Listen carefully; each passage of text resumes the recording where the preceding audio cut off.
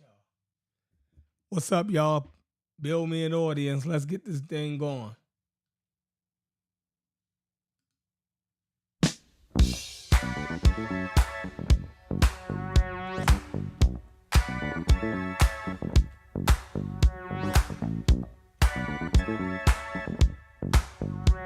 Let's go.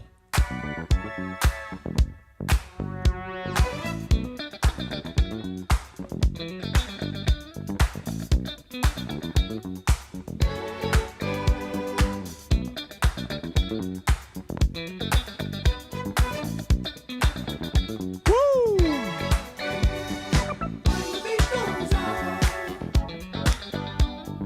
Just like my love, and the beat goes on,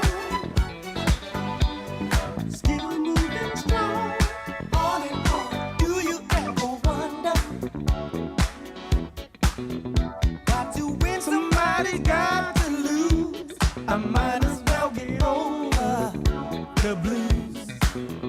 Just like fishing in the ocean, there'll always be someone new.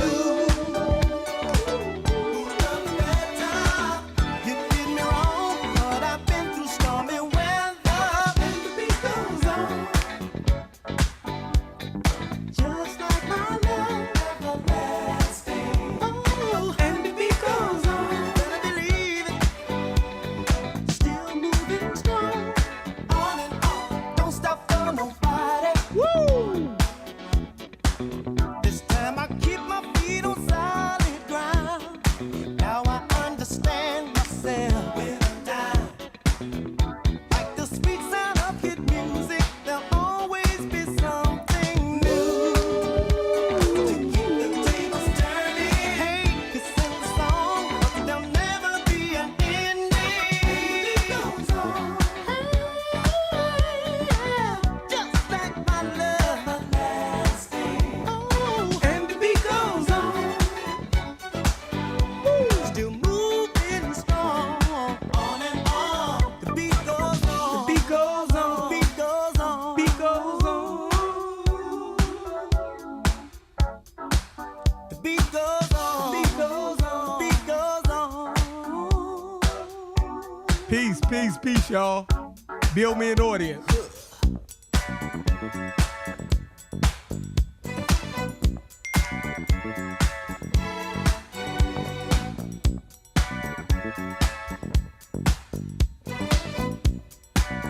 Guitar playing that feel to show the beat is real.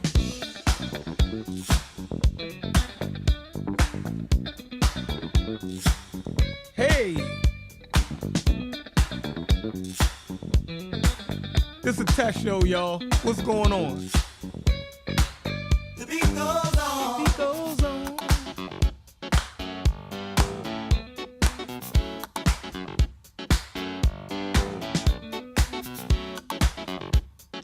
Let's see if we can start some trouble.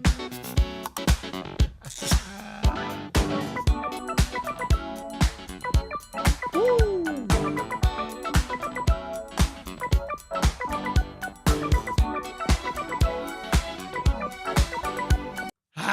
Cut it. All right, y'all. What's going on, y'all? Happy Memorial Day.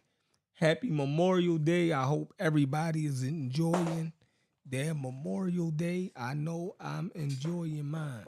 All right. I know I'm enjoying mine. I've been relaxing. Got a lot of stuff going on. That's why y'all haven't been seeing me going live. But I've been watching everything. So I'm keeping my ears. I know what's going on in Black Egypt land. All right. Our YouTube space is saturated with Black Egypt. Garfield just did a show today for 10 hours. For 10 hours, y'all.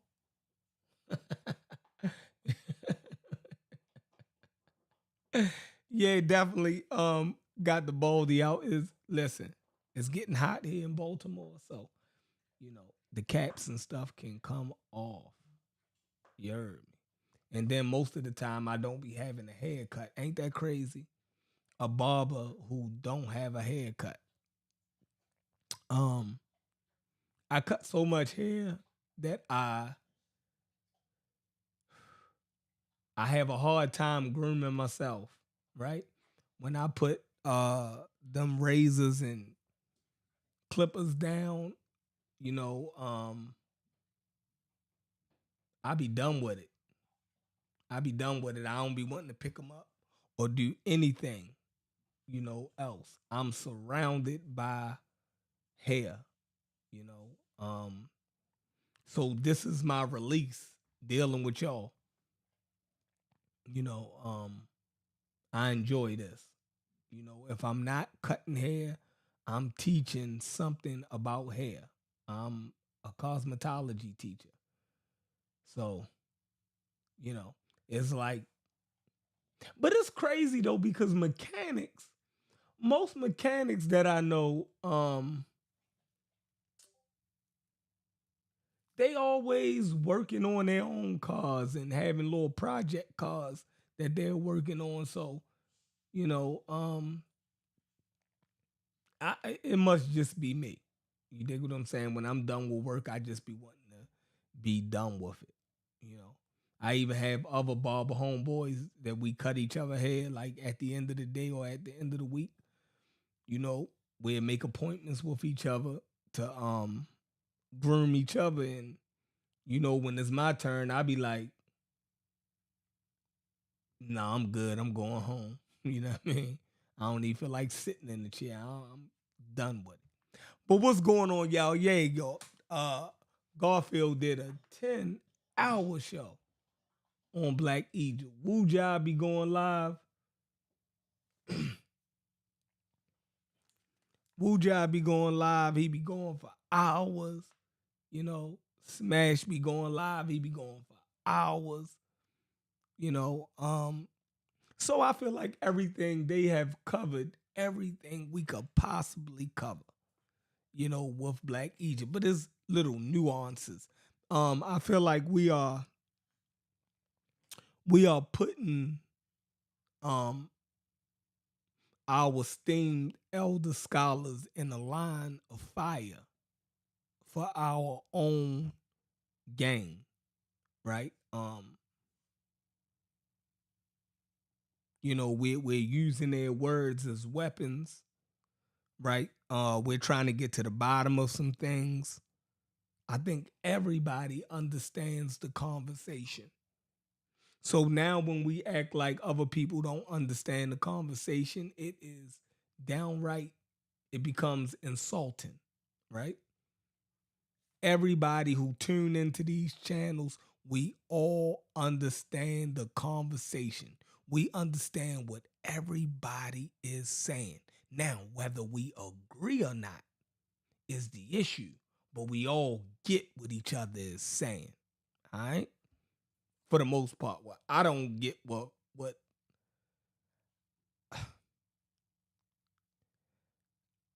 I be 88% with Wu Jai, and then he's tricky with his. I think he over explained to be different. I something weird going on there. I don't know. I was always taught that you can lose people in wordiness.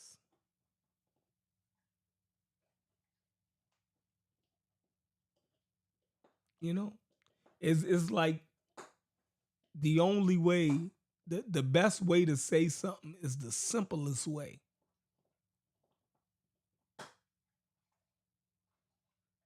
You understand what I'm saying? The best way to say something is the simplest way. The more wordier you get, the more confusing it gets. So I think some people do that on purpose. So you barely understand them, but you kind of understand them. You want to go along with them, but you don't. They was having a conversation today on Garfield. Um, and they was trying to explain uh one of the brothers came on and started talking about black. and what he meant by black, right? And were the Egyptians black?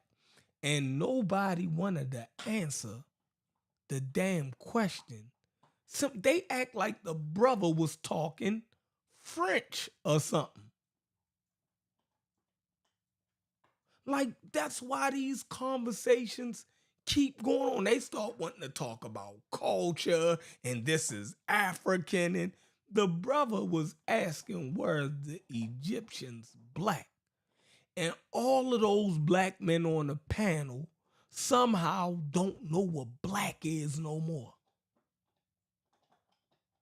They're having these long, drawn out conversations over what black meant in 1600, and then when the Arabs is using black back in 700, and bro, we're talking about under the modern construct of race, the black under the modern construct of race, the one that we all adhere to. That's the black that we're talking about. And for the most part, that black is ascribed to sub-Saharan African people. Were the Egyptians black in that context? That's what the brother was asking. Why do we try so hard to misunderstand each other? Who the hell goes to a 16th century understanding of the word? We don't speak in 16th century English.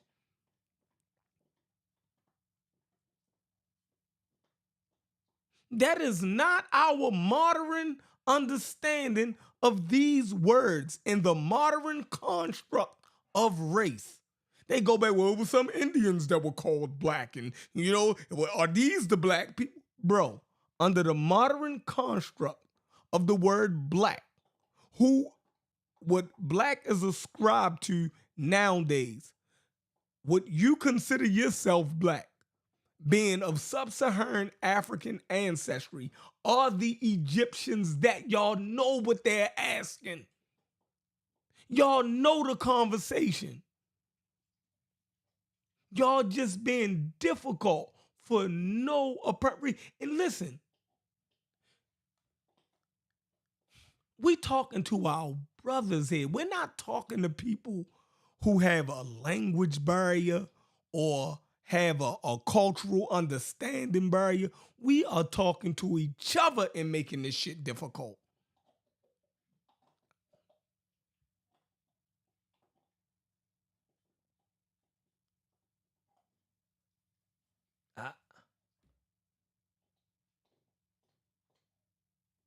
I I just don't understand it.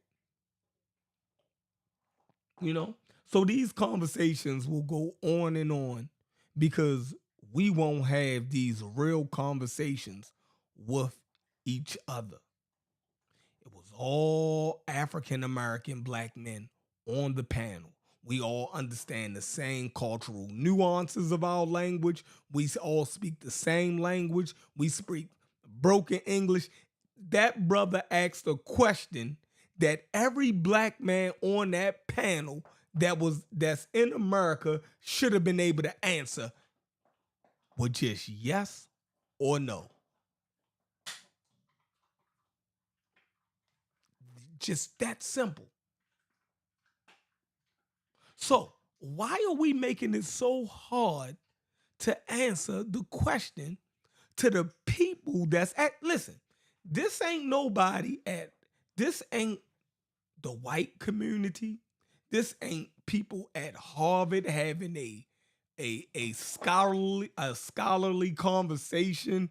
You're not in a biology classroom. You're on YouTube talking to common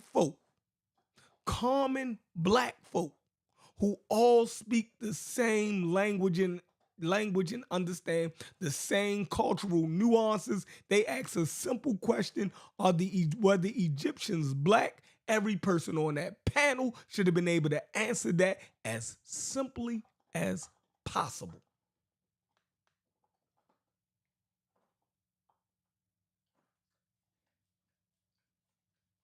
It's simple and plain.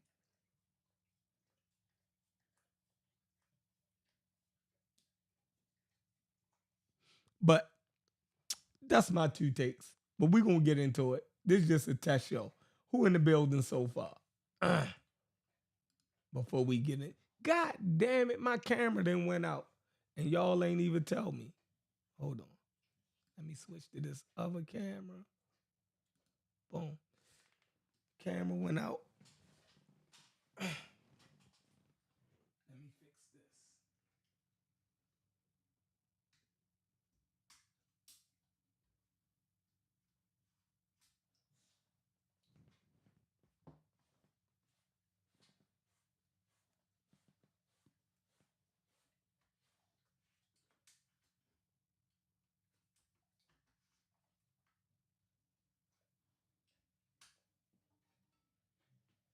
All right, there we go. All right, my bad. So, who do we got in the building so far? It's late, y'all. I know. So, we got my man Ray Black with the arrows and the Henny. I hear that. We got S Rush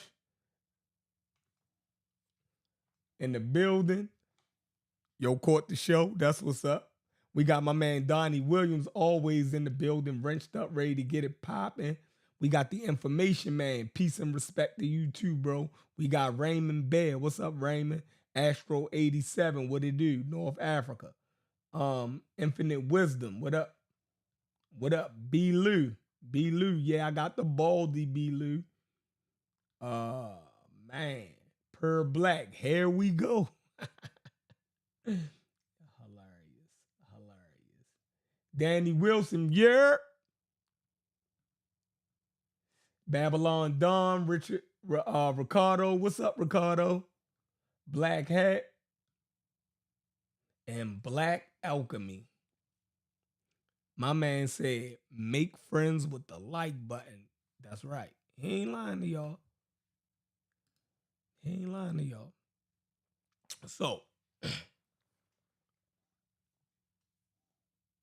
it's like we're having issues with, if I'm having a conversation with somebody and they deliberately trying to be difficult, right? When I know they understand exactly what I'm saying, right? Oh, my bad, Astro, you Lebanese. My bad. All the way from Lebanon.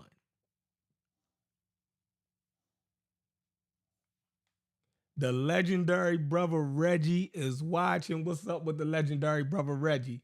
Reggie Mabry in the building. What's going on, Reggie? This show for you, right? Is the Black Bull people, right? Reggie, the only one that put it down and let y'all know it's the Black Bull people and y'all playing games. You heard me. But anyway, Garfield does this 10-hour show. And a panel filled up with brothers on there. And a brother got on there and asked, was the ancient Egyptians black? And couldn't nobody answer that simple question. They ran all the way around the mulberry bush. Talking about race as a social construct. And I can't use the word black. And what is black? And are these people black? And is the people in the Adam and Eve Islands black? And there were some Indians in the 1600s that was called black. And bro, are y'all serious? Y'all know exactly what the brother was asking. And if y'all would be honest, right?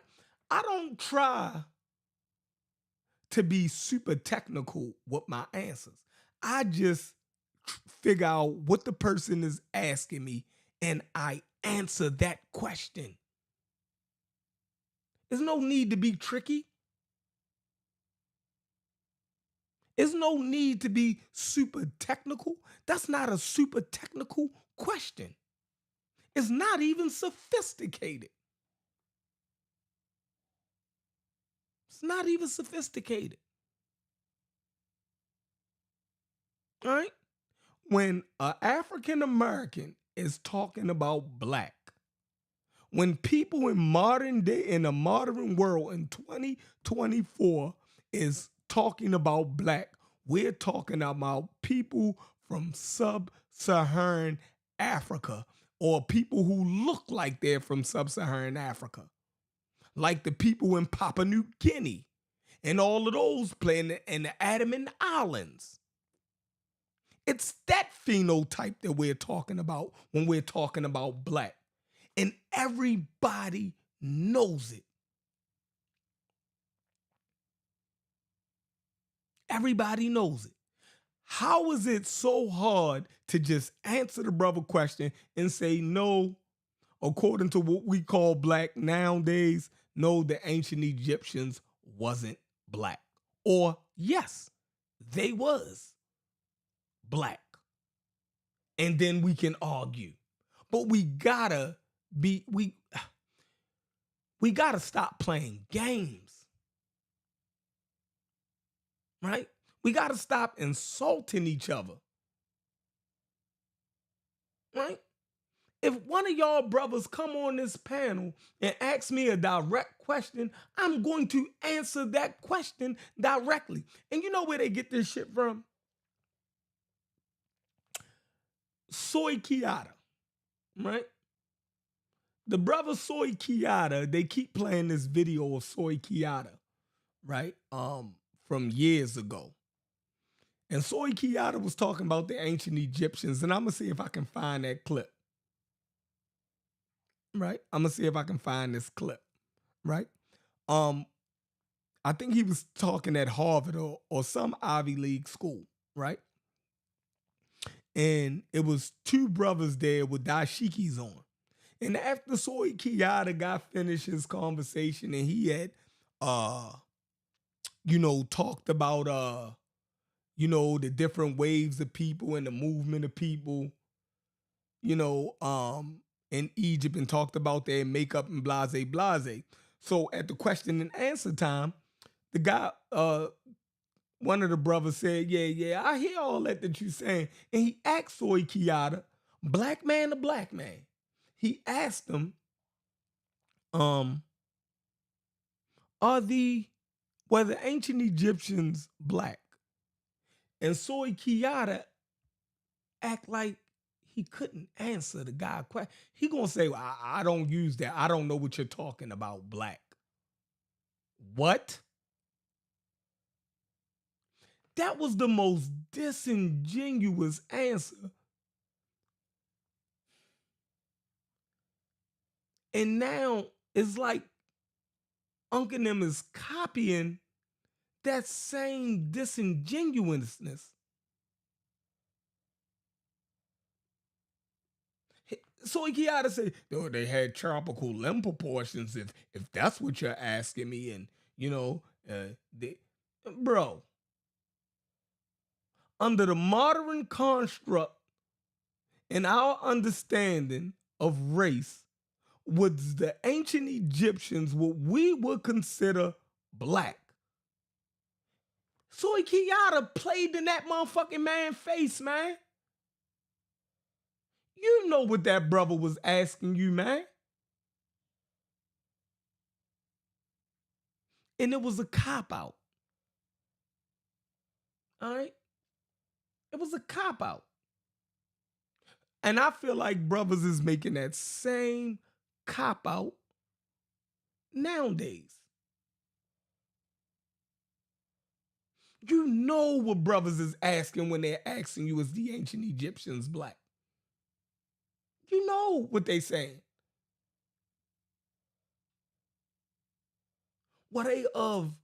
Did they look like us? Was they of sub-Saharan African stock?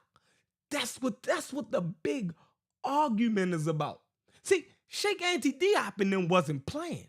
Sheikh Anta Diop came out and said it. He said the ancient Egyptians were black. And he went even further. He said Negro.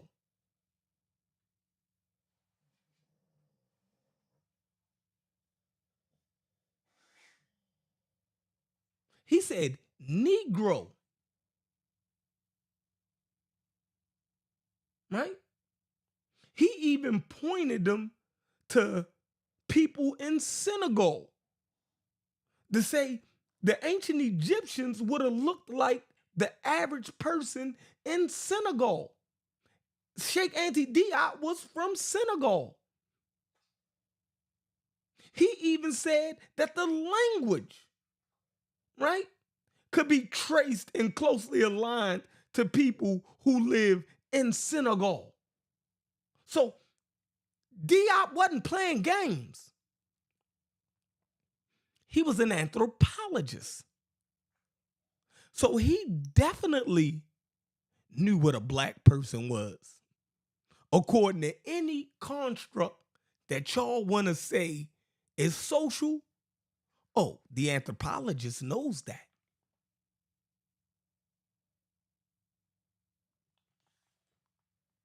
Per black, I agree. Diop was wrong. But he knew what a black person was. He understood what he was saying. And he connected those black people, those Negroes. He pointed to people in sub-Saharan Africa.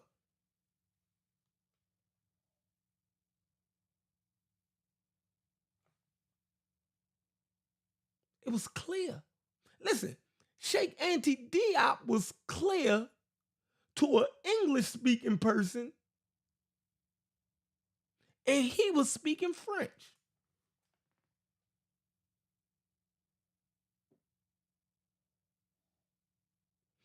How can a French-speaking person make it clear to an English-speaking person?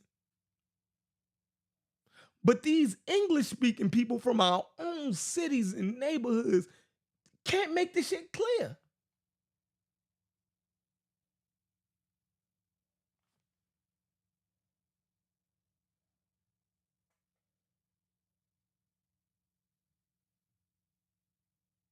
So I know I give Dr. Ben and them a hard way to go, right? Because you brothers can't use Dr. Ben and them no more. Y'all can't use Sheikh Anta Diop and them no more. I respect what Diop and Dr. Ben and them said because they were clear. Listen, I respect Ivan Van Sertima because he was clear.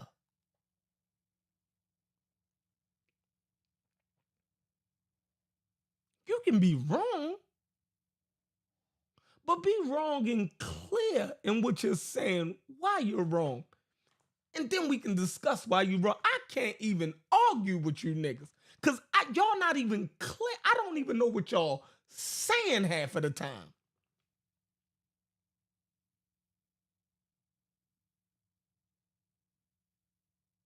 So I don't even know what the fuck to argue with you niggas. And that goes for both sides.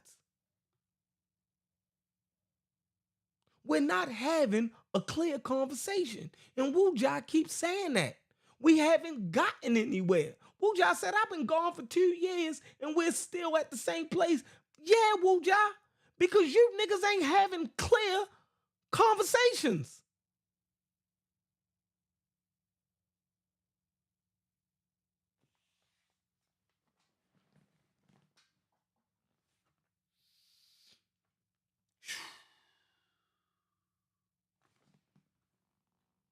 I hope I'm clear.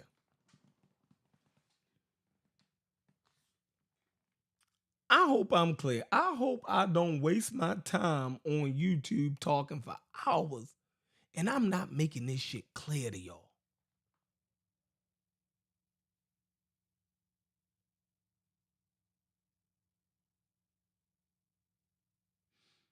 I'm not trying to go overboard and talk strictly academics and biology with a community that don't have that education.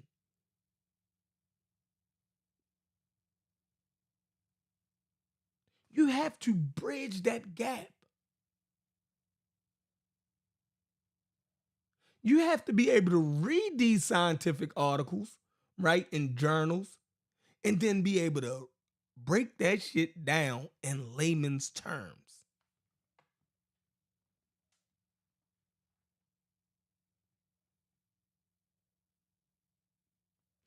What up, I Sonic? No, I don't just want it black or white. Because the article that we keep reading keeps telling you that the Egyptians was neither black nor white. The people who wrote that article clearly understands what a white European is, and they clearly understand what a black African is. And they said the ancient Egyptians was neither black nor white. That shit, see, that is clear. And we read that 100 effing times and act like that's not clear. They didn't say that black or white didn't exist and was just a social construct. No, they said the ancient Egyptians was neither black or white. Meaning, or what we understand what a black person is, they wasn't that. And what we understand what a white person is, they wasn't that either. And y'all can't accept that. And I keep saying that the majority of the people on this earth is neither black nor white. Do y'all get that?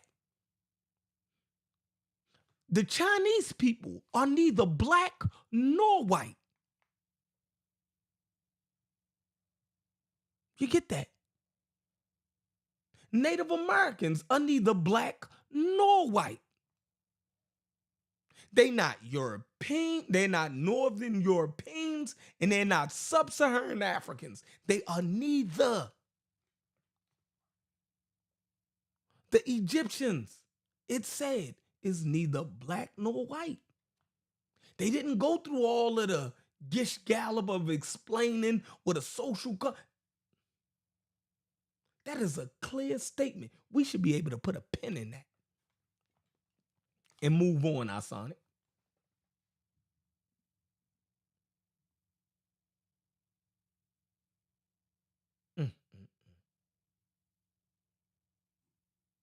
So, both sides are being difficult.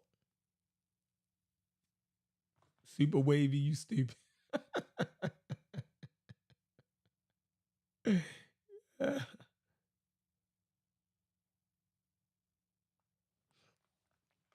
Facts. Lebanese people, the people of Lebanon, Astro, is neither black nor white.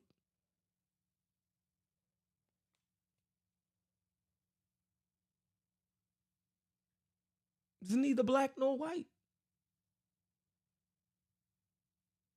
I get that.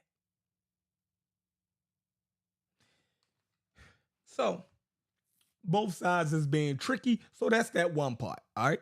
So Wuja, that's why this conversation hasn't moved forward in 2 years. Because we're not being clear. Right? We're not being clear.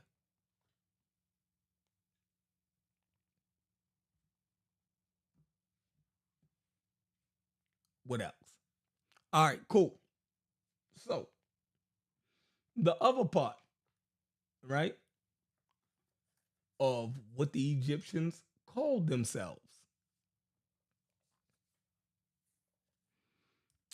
It's another area where we're not being clear. All right? It's the other part. Now,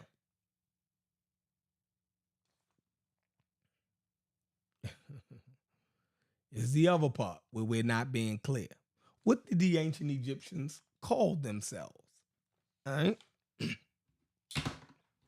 Now they're arguing, or we've been arguing over Kemet. What does Kemet mean? Well, Garfield and Unc been bringing scholars on, and they all said the same thing. We done read every book and article on it. And Kemet, according to the consensus of all of the scholarly material that we then came across, said that Kemet meant the black land in reference to the soil. In reference to the soil. Now, that is clear. We can put another pin in that. So we're arguing points and not going nowhere, Wuja, because we're arguing past where the pin should be at.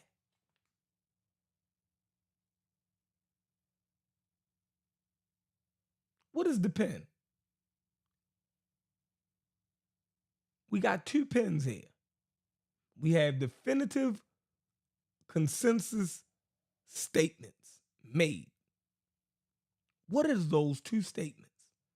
That one, the Egyptians were neither black nor white. Full stop. Two, Kemet means the black land in reference to the soil.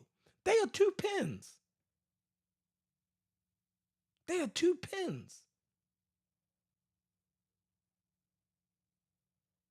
This conversation can be over.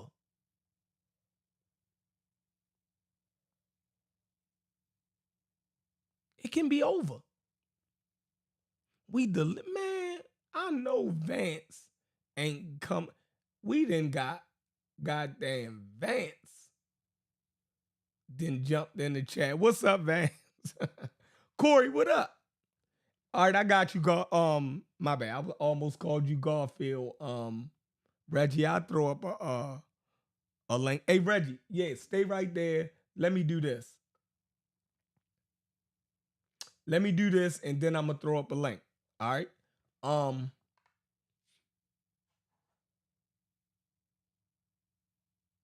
on. Let me do this because I had prepared something. This was supposed to be a whole show. All right.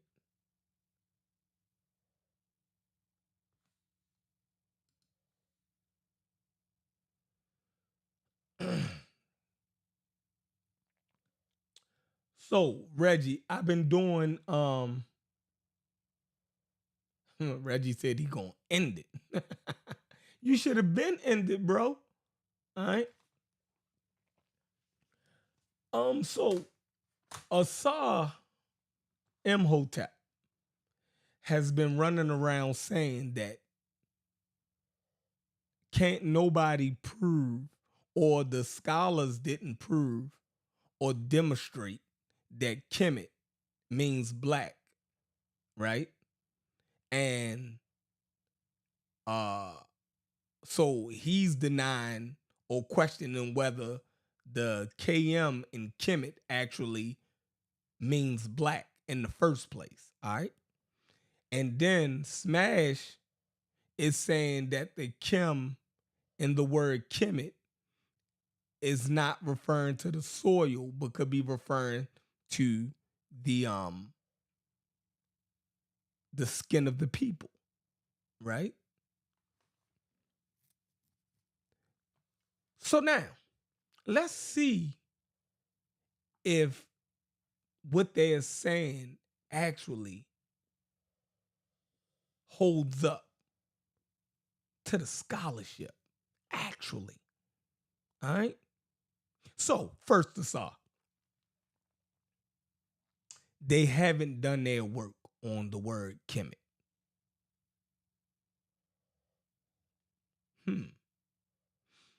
Asar, have you ever read the hymn to the Nile? I'm sure you have. Asar, in the hymn to the Nile, right? In the hymn to the Nile, Kemet is clearly shown to be talking about geography and not people.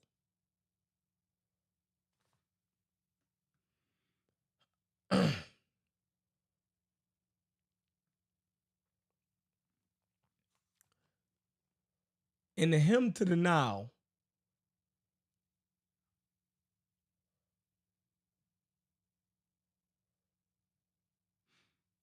they have phrases like Kemet Nefer, beautiful black land. Have y'all ever heard that? I'm going to say it again. Kemet Nefer. This is a song that they used to sing in praise of the Nile, in praise of their country. One of the phrases that they used was Kemet Nefer. Now, Kemet Nefer translates to beautiful black land. And in this hymn, it was explaining how the explanation was that that the fertility or of the Nile, it's beautiful. It's land which is attributed to the black nutrient rich soil deposited by the Nile. Right? It was talking about the color of the soil, Asa. That is the color. It was describing a physical feature. Now, it boomerang daggers smash at the same time.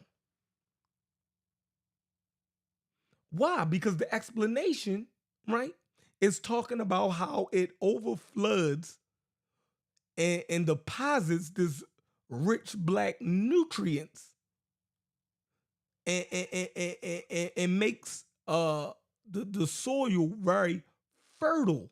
Now, would they be singing a hymn to the Nile to deposit this rich black nutrients onto people to make them fertile?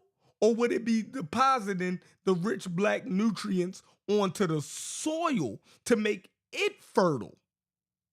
It's talking about land.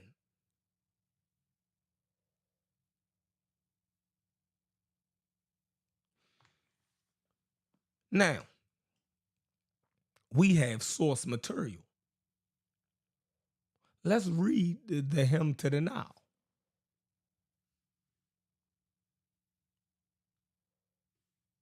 Because they claim that the work hasn't been done. Like there's not context clues. In anything that you read, how you understand those words is the context clues, how they're used in a sentence, how they're used in context tells you the roundabout meaning of these words. Y'all get that? I ain't messing nothing up, Reggie. Y'all been messing it up. No, this is clear. This is going to be clear tonight.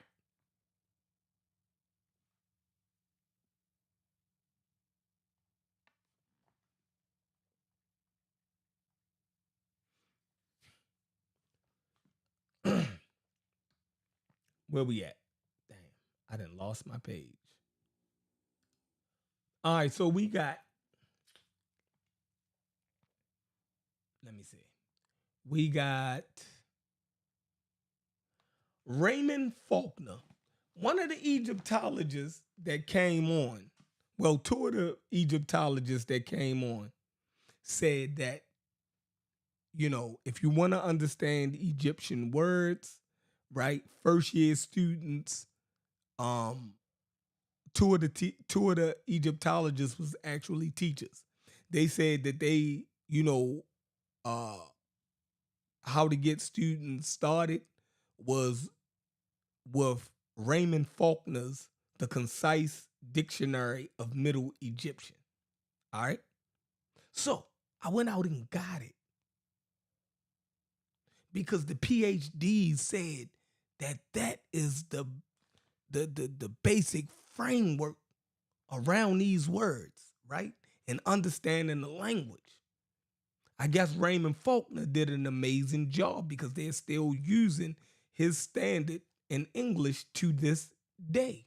So I went out and got it, right? And I cracked it open.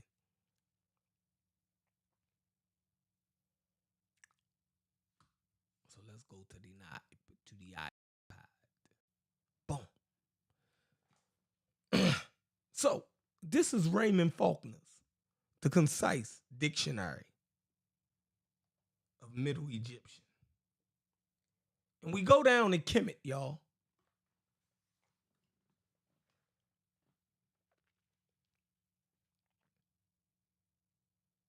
Y'all see that? That says go up to Kim. You see Kim, KM. It says black. Right? That says black. Now you go down to the next line, Kemet or KMT. What does that say? It says it's a noun and a location.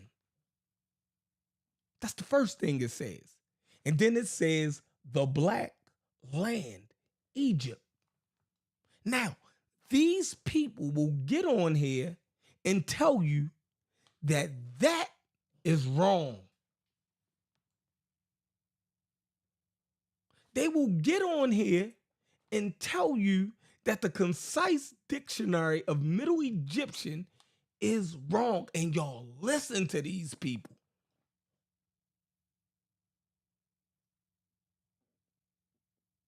Y'all literally listen to them. Then you go down to the next one. Kemet, spelled the same, but with a determinative with people behind it, right? Two-seated people, a man and a woman, and then the three strokes behind it. And what does it say? It says Egyptians. So the first one says black. Y'all see that? That's how you say black or spell black in ancient Egyptian. And then how you say black land is the same way with a T on the end, right? And that's what the Egyptians called their country. Y'all see that? And then when you want to say Egyptian people, you use the same KMT, right? And then you put two people behind it and three strokes, and that says Cometians or Egyptians. Plain and simple. Plain and simple. We ain't got to play no games here.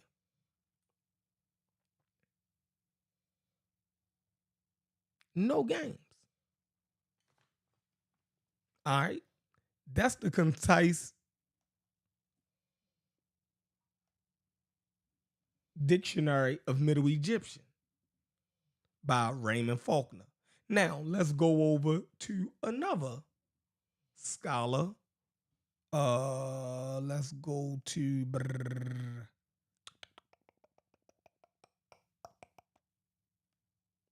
let's go to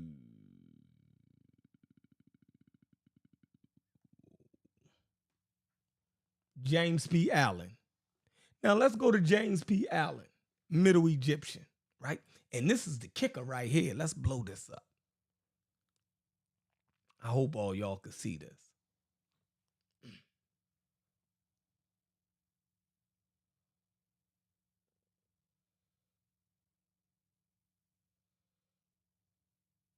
I'm not leaving nothing alone. I can read plain English, Daniel Haru. I can read English and I can see what the scholars, right, that's actually in the field was accepted than already said about it. All right, so this is a good breakdown how we know that it's talking about land here, right? This is how we know it's talking about land, right? James P. Allen, um, Middle Egyptian, he did a good job right here, right? So let's read this. Let's break this down. All right. Now, James P. Allen is using this word her, which is HR, right? And her means on or in. On or in. Remember that. And listen to what he says. He says the the preposition HR, her, is related to the noun HR, face or surface, spelled the same way. He said the surface of something. It has the basic meaning of on, but its uses require many different translations in English. Now, he's going to go through it.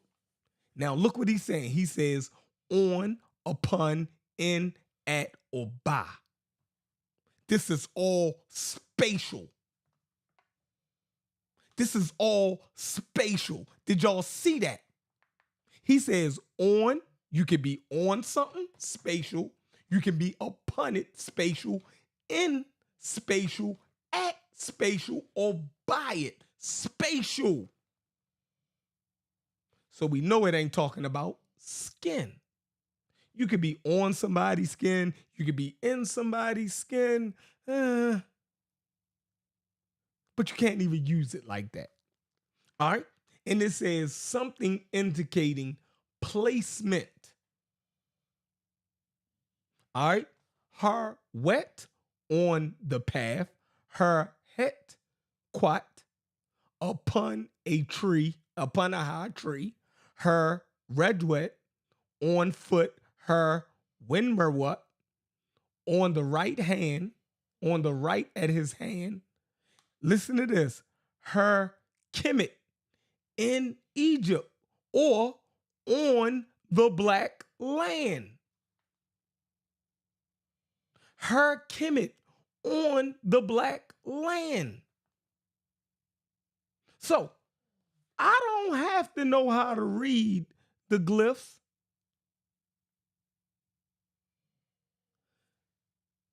James P. Allen is a PhD. He done broke it down to y'all. Simple and plain. He didn't explain it. Look at the context. In what other context could you use it? He gave you the preposition that led up to the word Kemet. So you know the context and how you have to use that word or how it would apply. In this context, it was on. On or in. On the black land. Clear as day. But let's continue.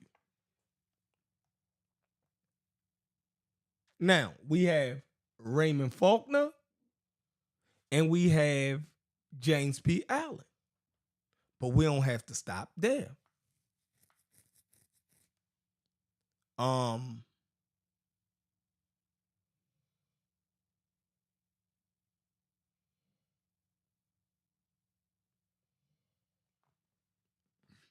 This book. All right. Now we have the archaeology of early Egypt.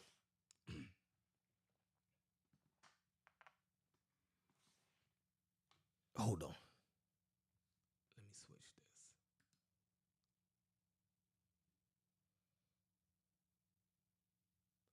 Now, hold on. So Daniel want me to explain what the determinative is, bro. Really?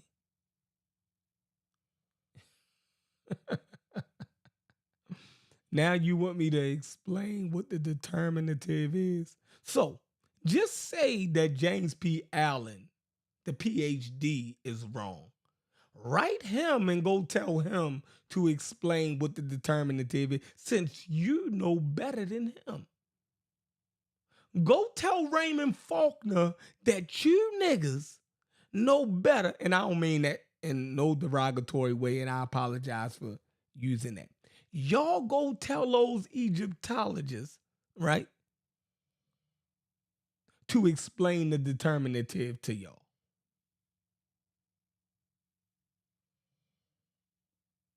Because this is out of control.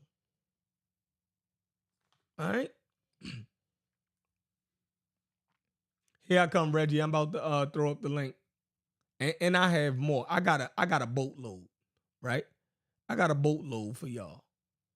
All right.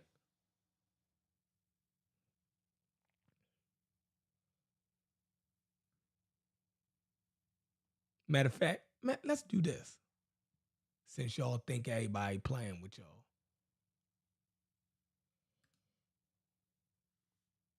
Let's do this. All right, I didn't give y'all that. Now let's give y'all some Chat GPT 4.0 for y'all funky asses. All right. Hold on.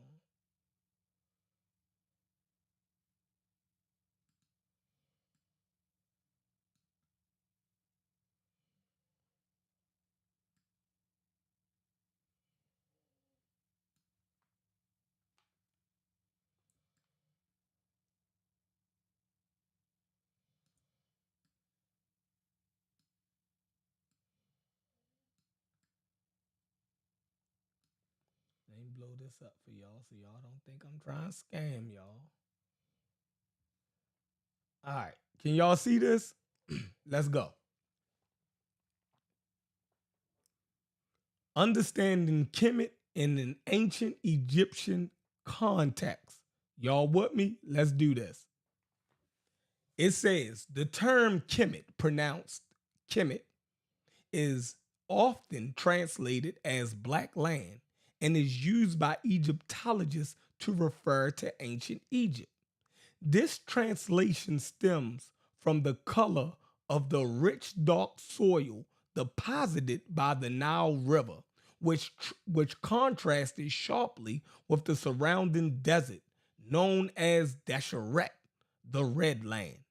This paper delves into the hieroglyphic evidence and linguistic context that support this interpretation, exploring the significance of Kemet for the ancient Egyptians and the modern understanding of their nomenclature for their country. Hieroglyphic composition of Kemet. The word Kemet is written using specific hieroglyphs that convey both phonetic and semantic information. The hieroglyphic representation consists of the following elements: KM. This is a biliteral sign. All right?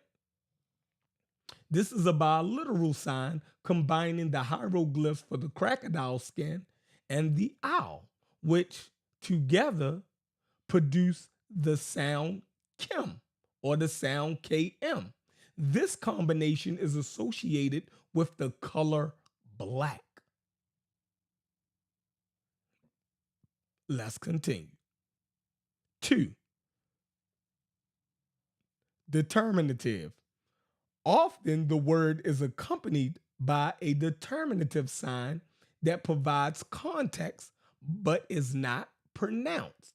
In this case, a seated man or woman or a determinative indicating land or place might be used. All right.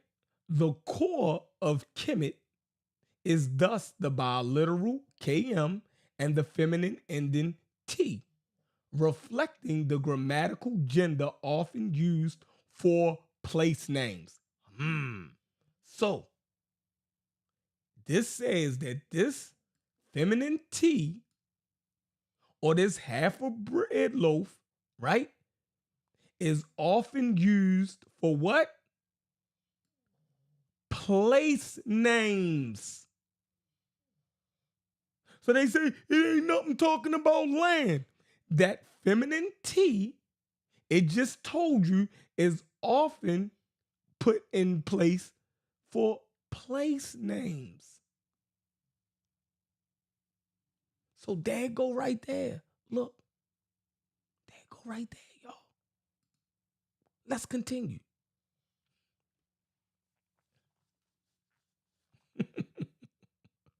Per Black said, y'all niggas ain't listening. The semantic root Kim is crucial for understanding the term. This root is consistently associated with the color black in various contexts within Egyptian texts. For instance, color.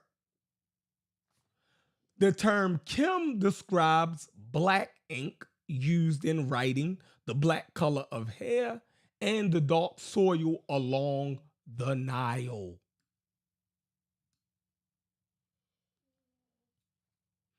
right. Symbolism, black, in ancient Egyptian culture symbolizes fertility, regeneration, and the rich, fertile soil vital for agriculture. The determinative signs often accompanying Kemet reinforces the idea of a land or place, emphasizing the geographical and cultural significance of the term. Do y'all see this?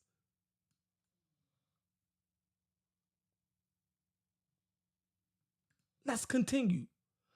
Contextual evidence from Egyptian writings. These are contextual evidence.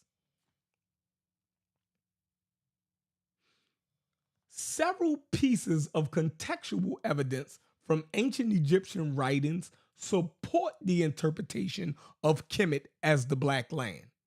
1. Religious texts. In the pyramid texts and coffin texts, references to Kemet highlight the importance of the fertile land provided by the Nile's inundation. 2. Administrative records. Documents such as the Wilbur Papyrus, which detail land management in agricultural places, frequently mention Kemet in the context of fertile farmland. 3. Literary works. In literary texts like the Hymn to the Nile, the fertile black soil of Kemet is praised for its life-giving properties. It is talking about land. These sources collectively underscore the association between Kemet and the fertile black soil of the Nile Valley. Why are y'all making this hard?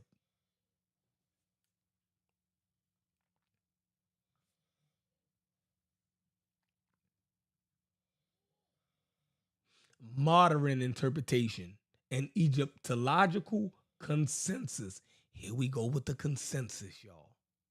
It says modern interpretation and Egyptological consensus. Let's get it.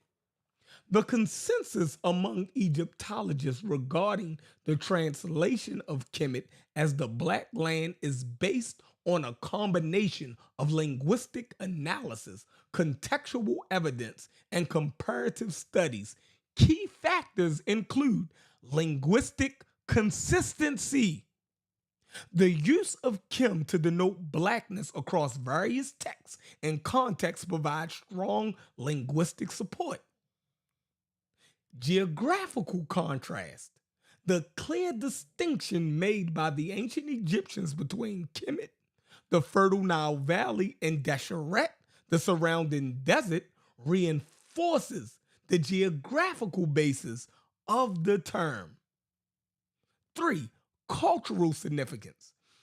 The emphasis on fertility and agricultural prosperity in ancient Egyptian culture aligns with the description of their homeland as Kemet, the Black Land.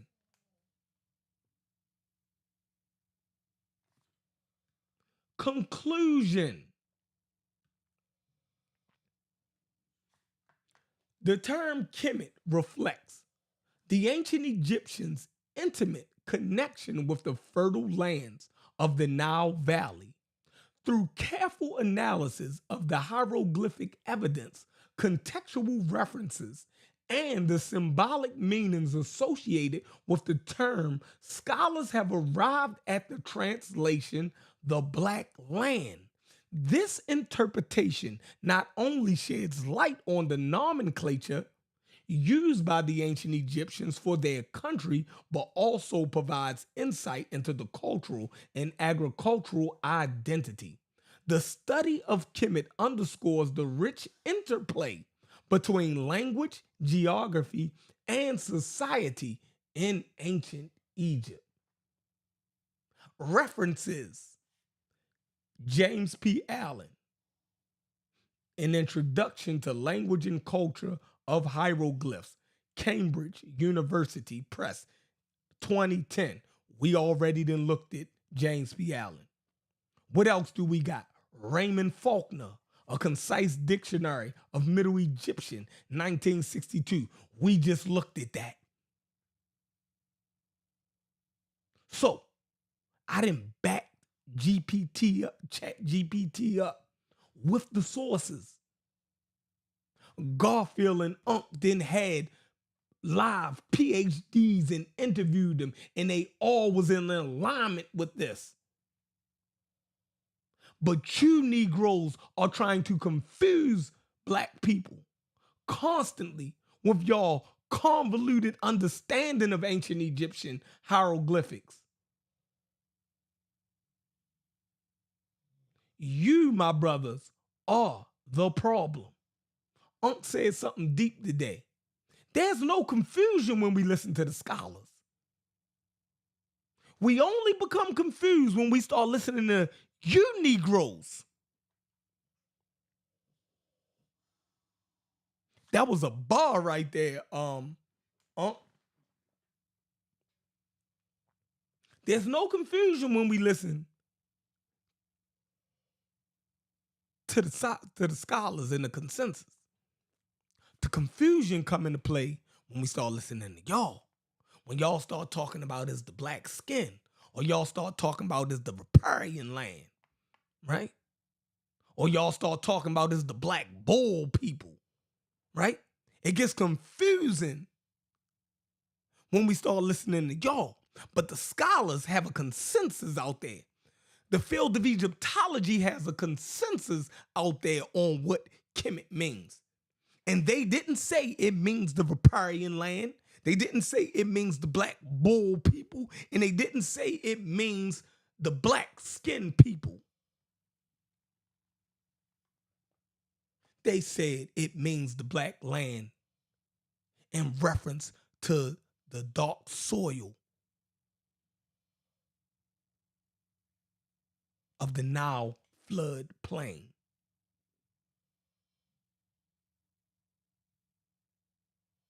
And they read it they put it in the cultural context. They put it in the geographical context, the linguistic context. They gave you all three facets. They showed you how the word Kim denotes black or something dark. They broke it down etymologically. Then they showed you how they used that black to talk about the soil. And then they told you why they referenced the soil that way, because of the importance of the fertility of the Nile. They explained it. The Egyptologists did their due diligence. You brothers are confusing people.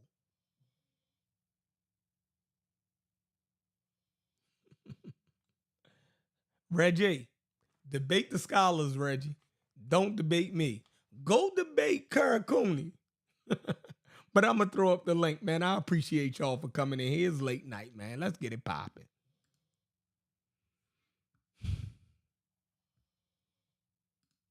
Let's get it popping. Let me throw up a Zoom, y'all. Hey, Corey, where you at, Corey?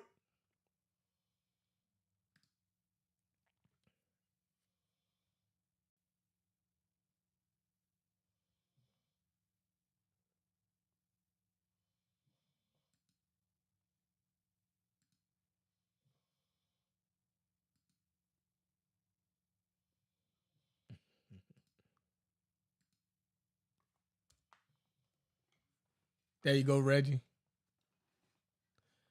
Reggie, you gonna have a hard task tonight. If you come on here disagreeing with what I just put up, man, that would be crazy.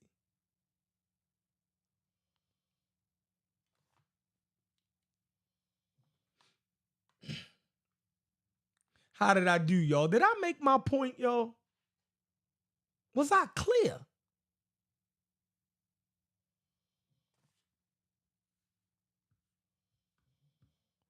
Oh, shucks.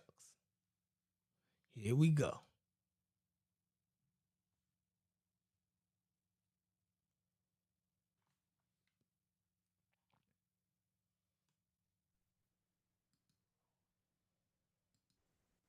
We got Brother Reggie in the building. What up, Reg? Pete, how you doing? What's up with you? I'm fine. I don't know why. You said Let me what? see.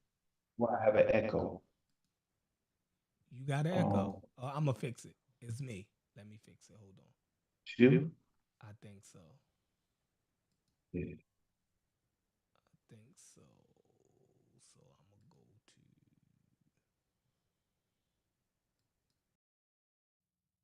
to... Do I still got an echo? No. It's gone? I'm fine. It was me that had the echo, Oh, it was you. but I'm good. Okay. All right. So, no, you sure? It was... Let me see. I'm good. You can hear me? Yeah, I can hear you. You still got an echo? Or you good? Yeah. All right, we good. All right, what's going on, Reggie? Matter of fact, how's your Memorial Day? Did you go to any cookouts today? Memorial Day. You said what? Memorial Day is tomorrow Yeah, but people do the cookouts, on Sunday. in Baltimore. So y'all do y'all cookouts on Monday? Y'all gotta go back to work on Tuesday? That's crazy. We do cookouts on in New York. Whatever. Baltimore. Somebody had a cookout today in New York. Yeah, they do. They do. They confused. Right. So get it in the whole weekend. Okay, yeah, definitely. All right. Definitely. So let me get you out of here. All right, brother. Reggie. I'm sorry about that. Go for it. All right. So you said debate the experts. Yes. Okay. So whatever the experts say, it's acceptable to you. It holds more weight. It holds more. I'll say that. It holds All weight. right, great. And hold on. Now- Let me answer, brother. It holds weight until they are proven wrong. Okay, that's fine. And I don't think none of y'all didn't prove them wrong yet. Oh, that's fine. Go ahead. I understand. Can I share my? Yeah, go ahead. Go for it. All right. So you care about what the experts say. We all do, Reggie. You read the experts great. also. Hold on. Okay. Reggie, you care about what the experts say too. That's fine. No, That's fine. it's not. It's not fine. You agree with the experts on damn near 90% of the stuff because where do you get your sources from? You about to show me sources, so you about to agree with experts also. Great. Right? I hear what you say. Okay. Right. So I did talk to Dr. Carol Blumen. Okay. You know that, right? Yeah, what happened? Hold on, let me get your screen up. Yeah, you never put the video up though, so we know. Right, because after she decided that she didn't want to air, I don't hear you. Hold on. You said she said what? She decided that she didn't want to air, even though the consent, right? I'm sharing my screen. Do you see it? Hold on, let me put it up. No? Yeah. Hold on. Let me How do we have it? you got an echo again?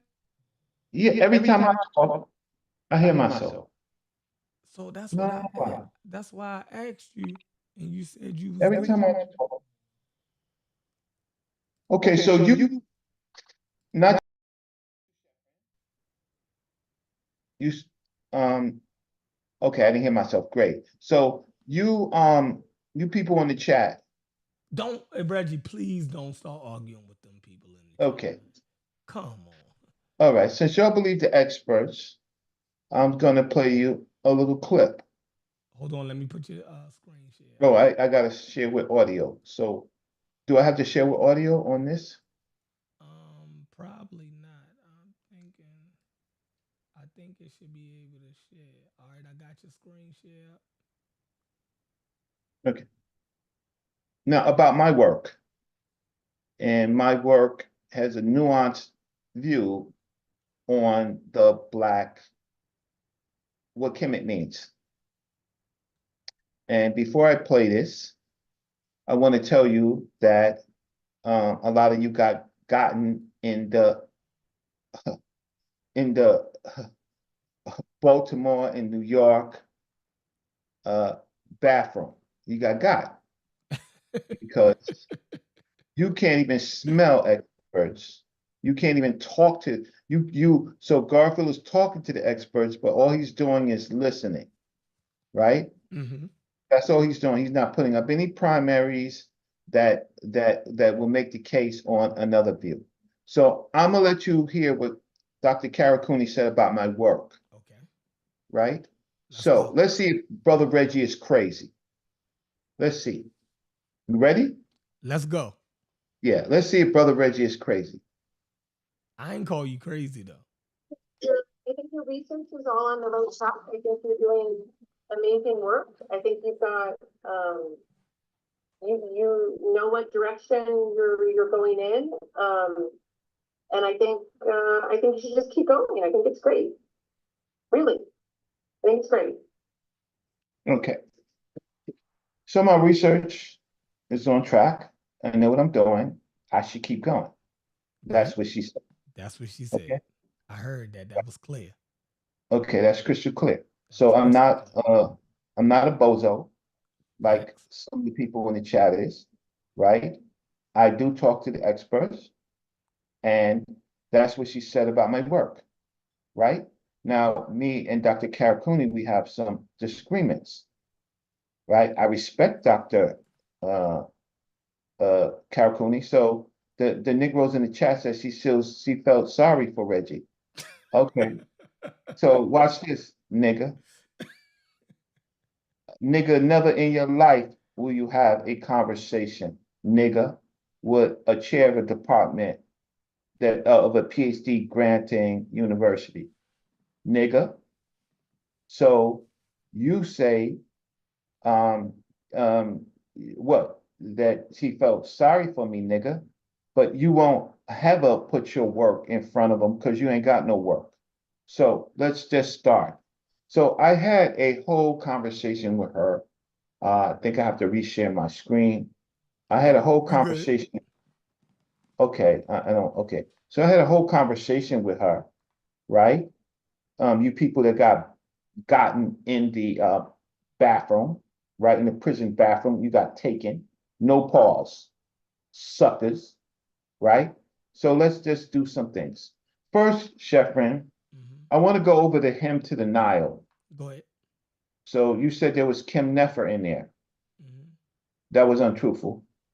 It was untruthful. Wait, hold, that's untruthful. Then we hymn to the Nile. That was untruthful. Okay, so you just kind of misspoke. You're not an expert in this. You're a good reporter. I like your reporting. I just want to correct it, Go ahead. right? I thought I read it. Go ahead. Yeah, I know. It says over here, right? Right? It says, dua happy, right? And I'm not going to read the meta nature for you, but we go to this term right here. It says esonk to Kemet. So when we use the phrase esonk, Mhm.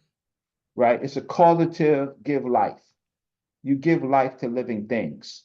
You give life to things that will become living, right? So that you don't give life to dirt.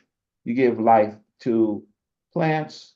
You give life to herds and animals. So it says, emerging from the earth, the hell flood. They're only talking about the water, the flood, right? Happy is the flood, hell flood, emerging from the earth, right? Emerging from the earth, right? Imta, right? Right? Arriving to bring Egypt life. That's what they say. Kemet, right? So they obviously are talking about the people, right? The people, the herds. How do I know that? Because it says in the third line, hidden the form, the darkness in the day, the one whose followers sing to him, happy, the water, the flood, as he waters the plants created by Ra to make every herd live, who satisfies the desert hills removed from the water. So if you speak English, they're talking about the flood that gives life to the plants and to the thirsty desert hills removed from the water. For it is his dew that descends from the sky. They're talking about, they know that the water comes from the sky. He's beloved of Geb. I don't want to read all of that. I just want to fix some of the things that you said, right?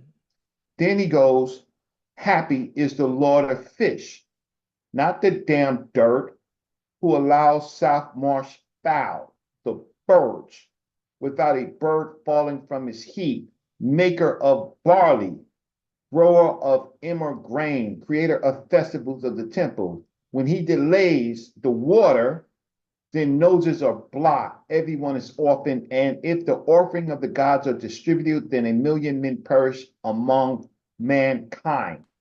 Who, Shephren, or is this, what is the subject of this? Is it water or is it land? The water. Thank you. If he is greedy, the whole land suffers. Great and small fall moaning. People are changed at his coming. The one who creates him is Kanun, right? Okay, so I can keep reading. I just want to let you know that you kind of misspoke, but I So- respect. So hold on. So Kim, all right. So hold on. You saying Kim Nefer? Yeah, I'm searching for Kim. So I got two occurrences of Kim in this hymn. Shoot, I messed up. I got two occurrences of Kim in this, And, right? And what is it? What is it referencing? Oh, the two references are or Kemet, right? And that is okay. So there you go. So that's the two references. All right, So now let's explain it to me. okay. So let's read what it says. Okay, the first instance, and you people in the chat, Come on, Reggie, I'm trying to learn. Es-Ankh is to living things. Es-Ankh Kemet. What's that The mean? word Kemet, Es-Ankh, to give life, to bring life. To give life to Kemet. Right, right. To So give you life can only to give life. the black people or the black land. No. Just come on. Kemet is an abstract word. Kim is not color, right? So you got gotten in the prison bathroom, not you, chef, right? Not you, but there's a lot of sore underwear, right? All right, so And just Egypt. Well, can we use the word? Because okay, before you let me got mad when explain. we translated Kemet to Let me Egypt. explain. Let me explain. You're giving life to the things, right? The things, you're giving life to living things, right? Okay. In there, so Kemet is an abstract word that means cattle, herds, right? It means, and people are herds. Do you disagree with me when I say people are herds? No, I understand how ancient people could use Wonderful, flocks great, to right. denote. So You know, Kemet is a herd. How do we know this? Because, right, he goes, the one who followers sing to him, the people, right? The one whose followers sing to him as he waters the plants created by Ra to make every herd live. Every herd includes humans, cattle, right? It includes sheep. It includes every living thing that's a herd. That's how they think. So that's why I respect you. I don't always agree with you. Now, so here he's S-Ankin Kemet. They're S-Ankin Kemet. And the next one is me Kemet, right? So here it goes right here. It says me come to Kemet, right? Now, then they talk about the riverbanks, the riparian. Make the two riverbanks verdant. Nothing in here says anything about no damn soil. Nothing. Soil. Nothing says no, so nothing says no black soil. No black soil. Nothing. Let's see, let's look up black. Black. Nothing. That's why you hear the noise. You hear the noise? Right? Nothing in here says black arable land. Nothing. Because happy gives water to living things. Am I wrong or right? no, I can agree with that, but I don't agree that is not um Okay, so that is we not have only because the text. if it's if the word was the scriptor, right, that then took on the form of the name for the country, then I can understand why it's not used just to say But black anymore. in this text, right? In Mhm. this text, right? They said, who satisfies the desert hills removed from water, right? So he quenches the desert hills that don't have any water in the desert mounds. What do you call them? The sand mounds. Mhm. He gives them water, but he does it for to make Ra every herd live. Now, if you agree with me if you partially agree with me, then. So the first thing is, I'm not crazy because I spoke to Karakuni. She wasn't happy about certain things. What I got that what because wasn't she what wasn't she happy with? What did oh, you she do? wasn't happy about this right here. She wasn't happy at all, right? So these are the things that I talked to her about, says Dr. Karakuni exhibits, right? So she wasn't happy about this. This is what she wasn't happy about. I said to her, because when she was on Garfield's show, Dr. Karakuni gave us a reference to Danielle Candelora. And I said to her, I read Ancient Egyptian Society by Daniel Candelora, as you have suggested, and I found some interesting points that I would like to discuss. Dr. Candelora, interestingly, says that here, a geographical region was a territorial materialization of the concept Kemet, right, from Fleming, a term which translates to, can you read? I want you people to be able to read, which translates to the black one and land. and was the name ancient Egyptians gave to their state, Bard. I said, okay, great. Dr. Daniel Candelora doesn't discuss the black one. You act like it's not there, but she puts the black one before land. What does black one mean? To you, I'm asking, what does black one mean to you? It means what? Is What? it? I don't understand the context of what y'all. You don't understand this? A term which translates to the black one / land. What does the black one mean? Does the black one can't mean land because it says / land. So it's two things that Kemet translates to. Right. Thank you, because you can read. I respect you, right? Yeah, but So it's, now it's two things. So it's two things. Right. So the context would tell you which one is talking about. Right. Wonderful. Wonderful. So the problem with this is that Candelora says But it do say land. But it do say land. Now. Okay, so it So says which land. parts do you disagree with? Oh, I'm It letting you says know. one. It say it. Look, it's saying it say one. The Yeah, black but let me one talk. and the black land. Listen, I'm giving you a chance to get me. No, I ain't So- trying to get you, bro. Yeah, you're trying to get me I'm not- because this is the whole You came on to get soliloquy. me. Shakespeare. You was Shakespeare. You was goddamn Shakespeare. So now I'm gonna correct your Shakespearean, Okay, right? go. And still respect you. Yeah, and but still listen, that's not even the question, bro. We ain't even gotta. Okay, do great. your thing. Okay, so I'm gonna do it, right? So then I say to Dr.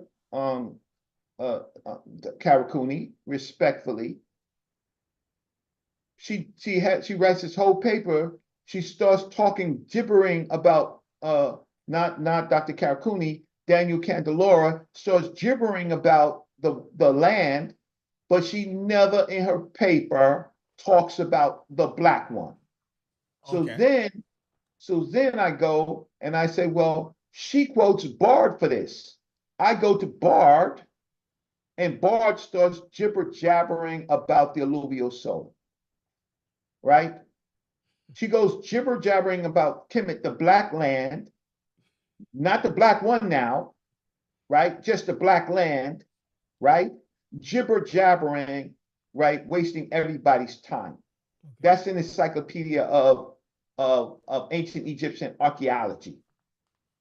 Okay, so the problem is she puts the black one in front of land. So you would think that they would talk about the black one, but they don't talk about the black one, right? So she wasn't happy about that, right?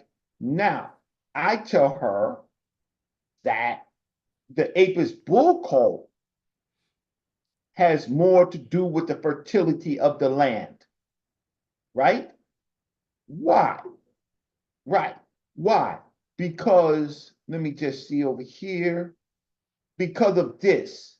Because whose inscriptions, the first occasion of the running of the Apis under King Aha, thus demonstrates a cult involving a bull. There was no cult around the black mud. Not necessarily cult of the bull, right? Had already been practiced during the rule of the first king of the first dynasty of the first dynasty. So now this run of the Apis bull functioned at the beginning primarily as a fertility rite, right? It seems to have been closely linked with royal rituals. There ain't no black mud that in the Sed festival.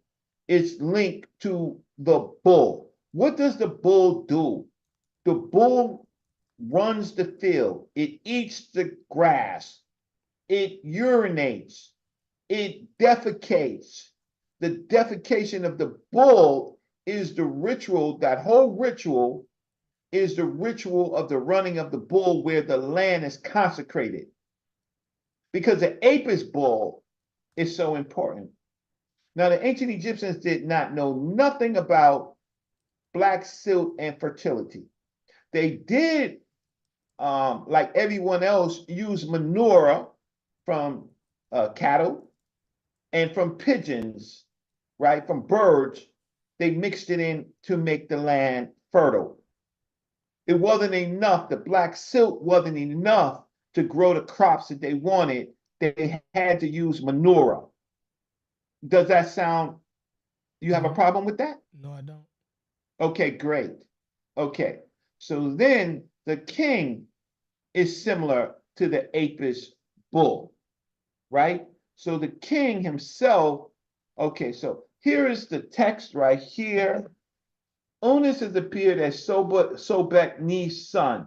Onus will eat with his mouth. Now the king is doing the same thing a damn cattle's doing. Onus will eat with his mouth. Onus will urinate, and Onus will copulate with his penis. Onus is the lord of semen who takes women from their husbands to the place of Onus, like according to his heart's fancy. Just like a bull, the king bull has his way with the cows.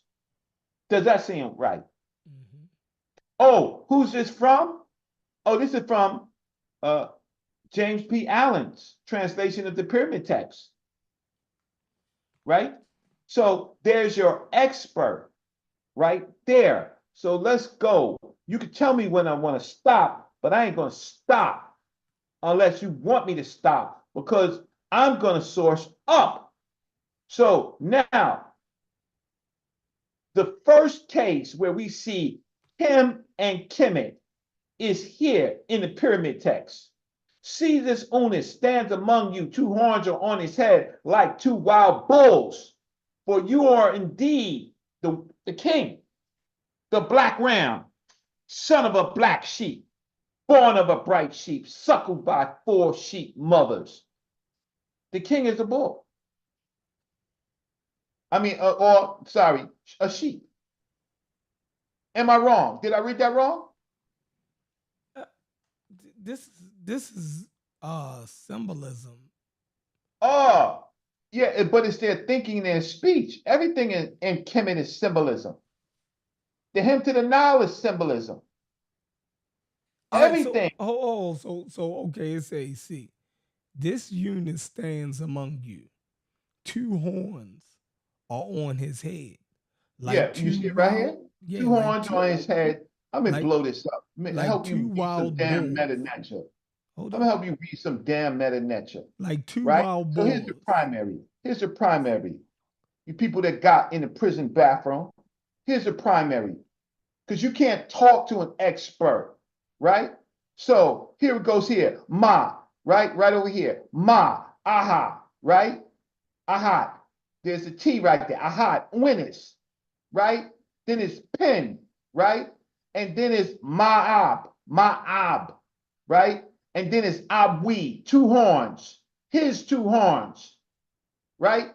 Like 2 wild bulls. You see the bulls there? Let me blow it up for you, right? So this is how you talk to an expert. So at the end of the day, everything in this language and these people are metaphorical and symbolism. But he is identifying himself. So hold on. So that paragraph up top, that is Diop, right? Don't worry about that. That's my paper. I don't but count. you referencing Diop, right? Yeah, to support Diop's position. All right, so let's read that. Let's read that. Okay. Go ahead. So, okay, so you want me to read my writing? Yeah. Diop's argument on the subject Kemet and the UNESCO symbolism in Cairo was the following. Egyptians had one term to designate themselves. To themselves, the people, not the place name. Kemet, the Negroes, literally. This is the strongest term existing in Pharaonic term to indicate blackness. It is accordingly written with a hieroglyph representing a length of wood charred at the end and not crocodile scales. The word is the etymological origin of the well-known root Kemet, which has proliferated in the modern anthropological literature. To support, then I say, that's cited. You see the site right there? Fine.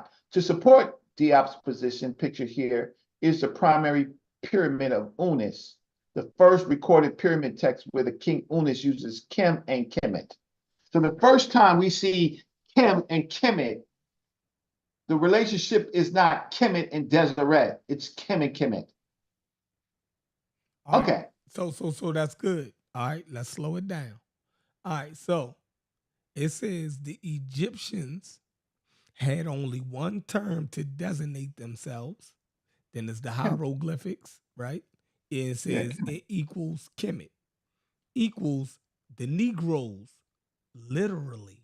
And then it says this, the strongest term existing in the pharaonic term to indicate blackness. It is accordingly written with a hieroglyphic representing a length of wood charred at the end and not crocodile scales. This word is the etymological origin of the well-known root Kemet, which proliferated in the modern anthropological literature. So think about that. If he's saying, right, now follow me. If he's saying that black, or they would call themselves black or Negro to themselves, why would you call yourself black to yourself I don't get it. I don't. All right, so why let me would help they you do that? out. And you know what? Hey, Sheffrin, maybe we can talk on the phone. I'll put my email. You email me.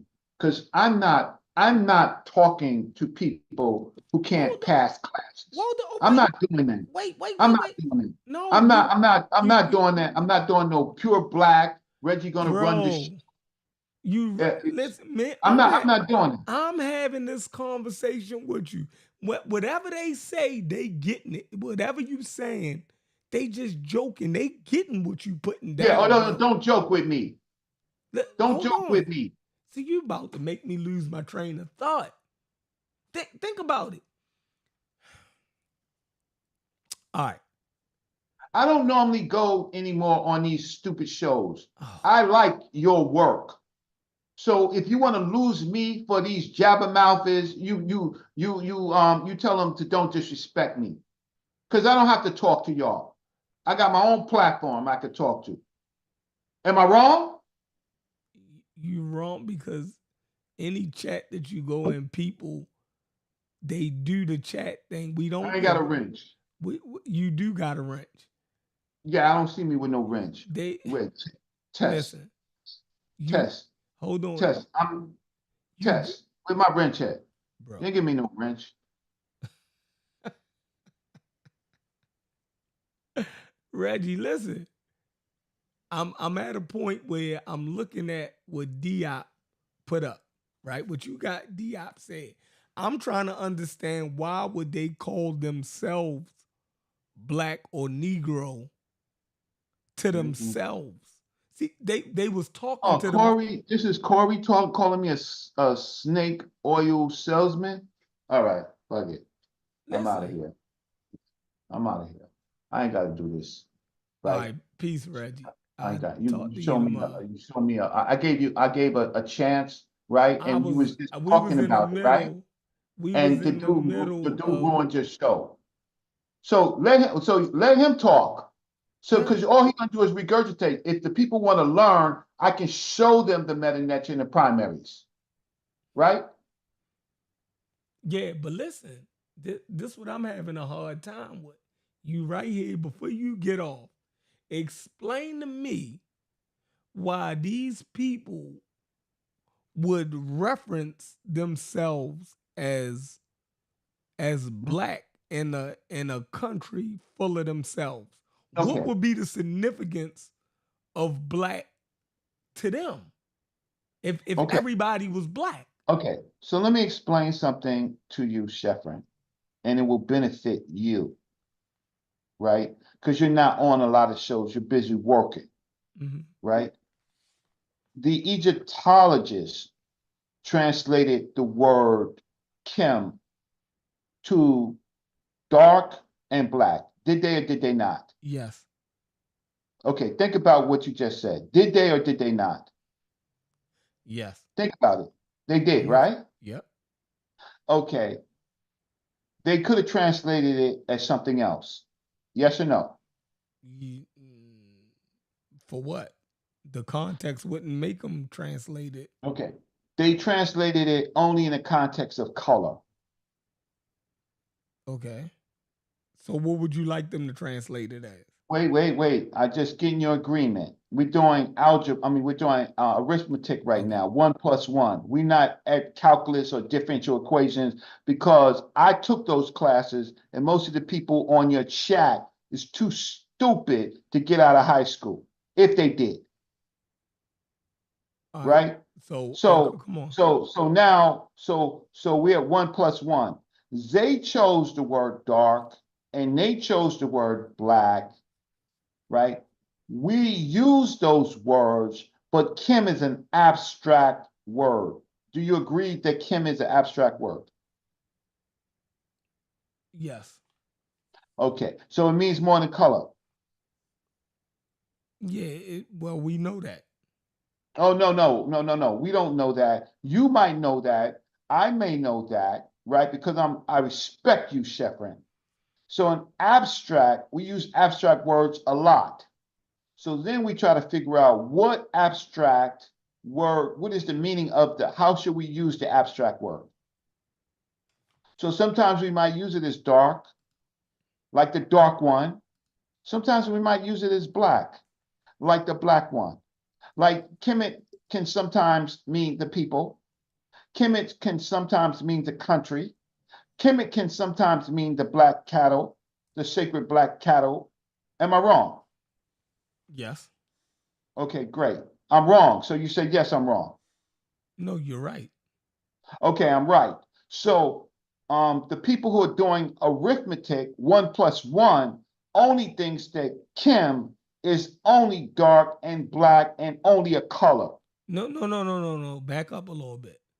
Because when you say it's an abstract word, meaning that word, right, it is abstract, it can denote different things. So That's correct. right. So for instance, right, you can use it as an adjective to describe something.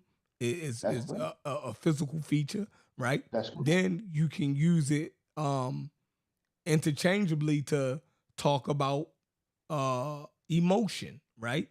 You can say That's correct. the bull is black, right? Or it's a black bull. And Yeah. then you can say somebody's attitude or they had For their money or right, any of those type of yeah, things. they in the black, right? Far as Right. wise financially, or you could say emotionally, he has a dark Right. personality. Personality. Right. So you understand this. yeah, I'm with you. But I'm trying to Okay. go ahead. Your chat, right? And some of the people, let me just test this again. Some of the people in your chat, Come they on, don't yo, we was understand in it. the middle of something. You not even Yeah, I paying me still no don't have a attention. range. Okay, so now when we say words like fat, right? You could mean fat belly. You can mean fat like a thick chick, right? Right. You can mean fat like having pockets full. Mm-hmm. Those are abstracts, right? You got me, Chef, right? Yep. Okay, so when they say Kim is dark or black, just relax and know that it's an abstract and you have to wait and see based on the sentence structure what they may be trying to say because it's not really clear. But nowhere do African people think that their color of their skin is black only in color. They think in terms of abstract, that the abstract for the most part for people is that they are sacred. So Kemet is the sacred herd in that land. Does that sound wrong or right? Wait, first let me get to it. No, you making sense, right? But just because you're making sense, don't mean that it's right. It's just like Okay. it's just What like part when are Wu Jia. you? Hold What on. part do you? It's just What like with part? Wu Let's Jai and let's get to. Asar. They can make No, I'm not sense. talking It don't about make them them right. bozos. I'm not talking about them two bozos. Asar's really not a bozo. I just disagree with him. The other one, I'm not talking about him. I'm talking about me and you having a conversation, Mm-hmm. Go. right? Right. Because if I have to bring anything positive about us, Uja, I have to first go back to Dr. York, right? And I don't want to I don't want to do that, Okay. right? Okay, I don't want to do that. So so now when we say our skin, when we say that we are black in English, it's abstract. We know Yes. that some people your complexion, some people might be I don't know, I think your girl's complexion, Mhm. some people might be I'm not gonna mention his name because but because he's on here, but I think it's Saka Amos complexion, Mhm. right? We all are black, right? Right. But we using it partially with skin color, but we're using it really with culture, right? Culture and phenotypes and other things go into this abstract pool. Can you agree with me? Yes. Okay, great. So we're not using it directly. We're using it in a literal form. Is that No, right? listen, I'm finally understanding what you're saying. Like, hold on. I'm finally understanding what you're saying. Um, so you're not talking about them being black in skin Mm-mm, color. never. And you're saying that the black doesn't denote skin color. Mm-mm. It All has right. a relationship. It It may has have a a relationship. it has an abstract relationship. Right. Oh, okay. All right, cool, fine. All right. I'm with you. That's listen, I don't know if it holds up or not, but you're not saying that they Do I would. have to play Karakuni again for you? No. I'm finally understanding, like I said, what you're saying. I don't think I think now you're close. Your argument No, is I was closer. always close. It's just No, that I didn't get a chance to conversate directly with my friend Sheffrin. no. I'm saying I think you're wrong, but I think you're wrong in the same way that Asar and Wujai is wrong. Meaning y'all make great points, but that's just not what it's saying. They already said what it means. So y'all make No, great. they said, no, now you're messing up. No, So I'm you telling don't you, agree with me because I told you they wrote it literally like a color, dark and color. They didn't put anything special on it when they translated what Kim means. I am saying that it's more nuanced than they wrote something. So it's abstract. You had already agreed with me that it's abstract. yes, in that context that you're trying to, yes, it will be. What did Dr. Jonathan Winterman say? He says Kemet means that which is black, right? The Yes. abstract, hmm right? So why are you disagreeing with me? No, listen. I'm gonna explain this the same way I did with. And here's this Negro. Play Oh, Karakuni saying Kemet means black people, then I'll be convinced. White ice is colder for you, so you're not pure black. You pure white. Change your name. listen. If he was black, if the people called themselves black for a symbolic or religious reason, fine. But But the no, the point, Egyptologists, so you're disagreeing. don't even want Hold to do on, that. hold on. But you are now disagreeing with Diop. No, I'm not. Because Negroes is an abstract word. See, you know how you gotten, not you, Chef, because I respect you. I'm talking about this audience, But right? Negro Wait, let is me finish. Negro is a physical description of a people. No, It's okay. It is a physical description of a people. So if Negro, No, it's black, abstract. no, but It's it's a abstract. physical. But Negro is What is a describing Negro? is What a is a pheno Negro? is describing phenotype, bro. Come No, on, don't that's do me like scientific that, Reggie. racism. No, That's see what it is Diop was responding in 1956 when he wrote this book, right?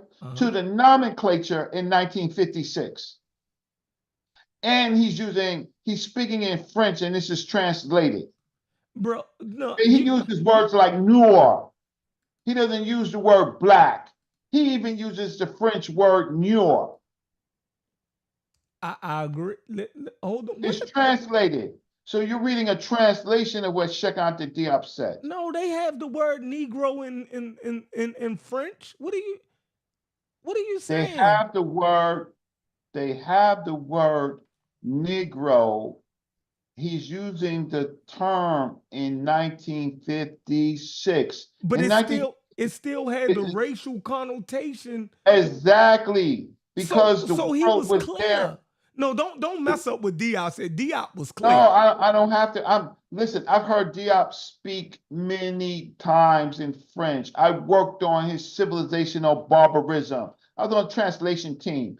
Don't play with me. Right, but I'm saying, was you here earlier when I said that Diop was clear?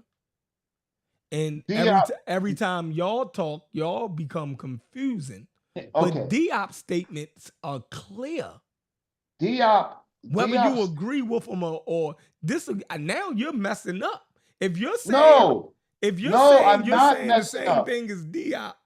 No, I'm not messing up. I said something very important that you missed. What you say? And you're a smart dude. He was using the nomenclature at that time. Negroes is an abstract term. What is he talking about when he says Negroes? Okay, are you a Negro? Am I a Negro in 1954? I would have Are been you a Negro now? Yeah, I can use that word. I'm not necessarily disgusted Who's by not it. a Negro? Who's not a Negro? Who's not a Negro? George, let's see, Donald Trump. Donald Trump is not a Negro. Yes. Okay. So when you're looking at the African world, right? Who's not a Negro? I'm a Negro in 1956. Yes. You're a Negro in 1956. Mariah Carey's a Negro in 1956. More like a light-skinned Negro. They might add that on it, right? Negro is an abstract because we don't really know. It's a made-up word by Europeans to decide people that are not white. So Diop was responding to that. He's saying that these people, they were the Negroes. So you had taken Egypt out of Africa, you white supremacist. Now we're putting Egypt back into Africa because we're going to give it to you like Burger King. Have it your way, then you can't say that these people were not Negroes. No, well, I can agree. But what are you saying? You're saying, what's his name? Are you saying that, what's the guy name? I'm sorry, Cheikh Anta Diop wasn't using the word Negro the same way we would use the word Negro? He was using the word in 1956. It's still black people. He was still referencing sub-Saharan Africans. He pointed to Senegal. Okay, was he okay? So let's say that you're right. Let's say he was referencing the people that they had enslaved, the people, the worst people in the world, the subhuman people. He is saying, but the people of Kemet, they were Negroes. Now you messed up because in the Hesse is Negroes. So Diop is on top of his game. He's saying the people that you didn't, that you tried to make white people. No, they're Negroes. No. See, Diop, see, I went to the African Origin of Civilization, his exhibit. His exhibit in the Metropolitan Museum has counterparts with people of that land, Kemet, and every other place in Africa. Right? That's what the Metropolitan Museum of Art did to celebrate Diop's work. He's saying African people, right? Right.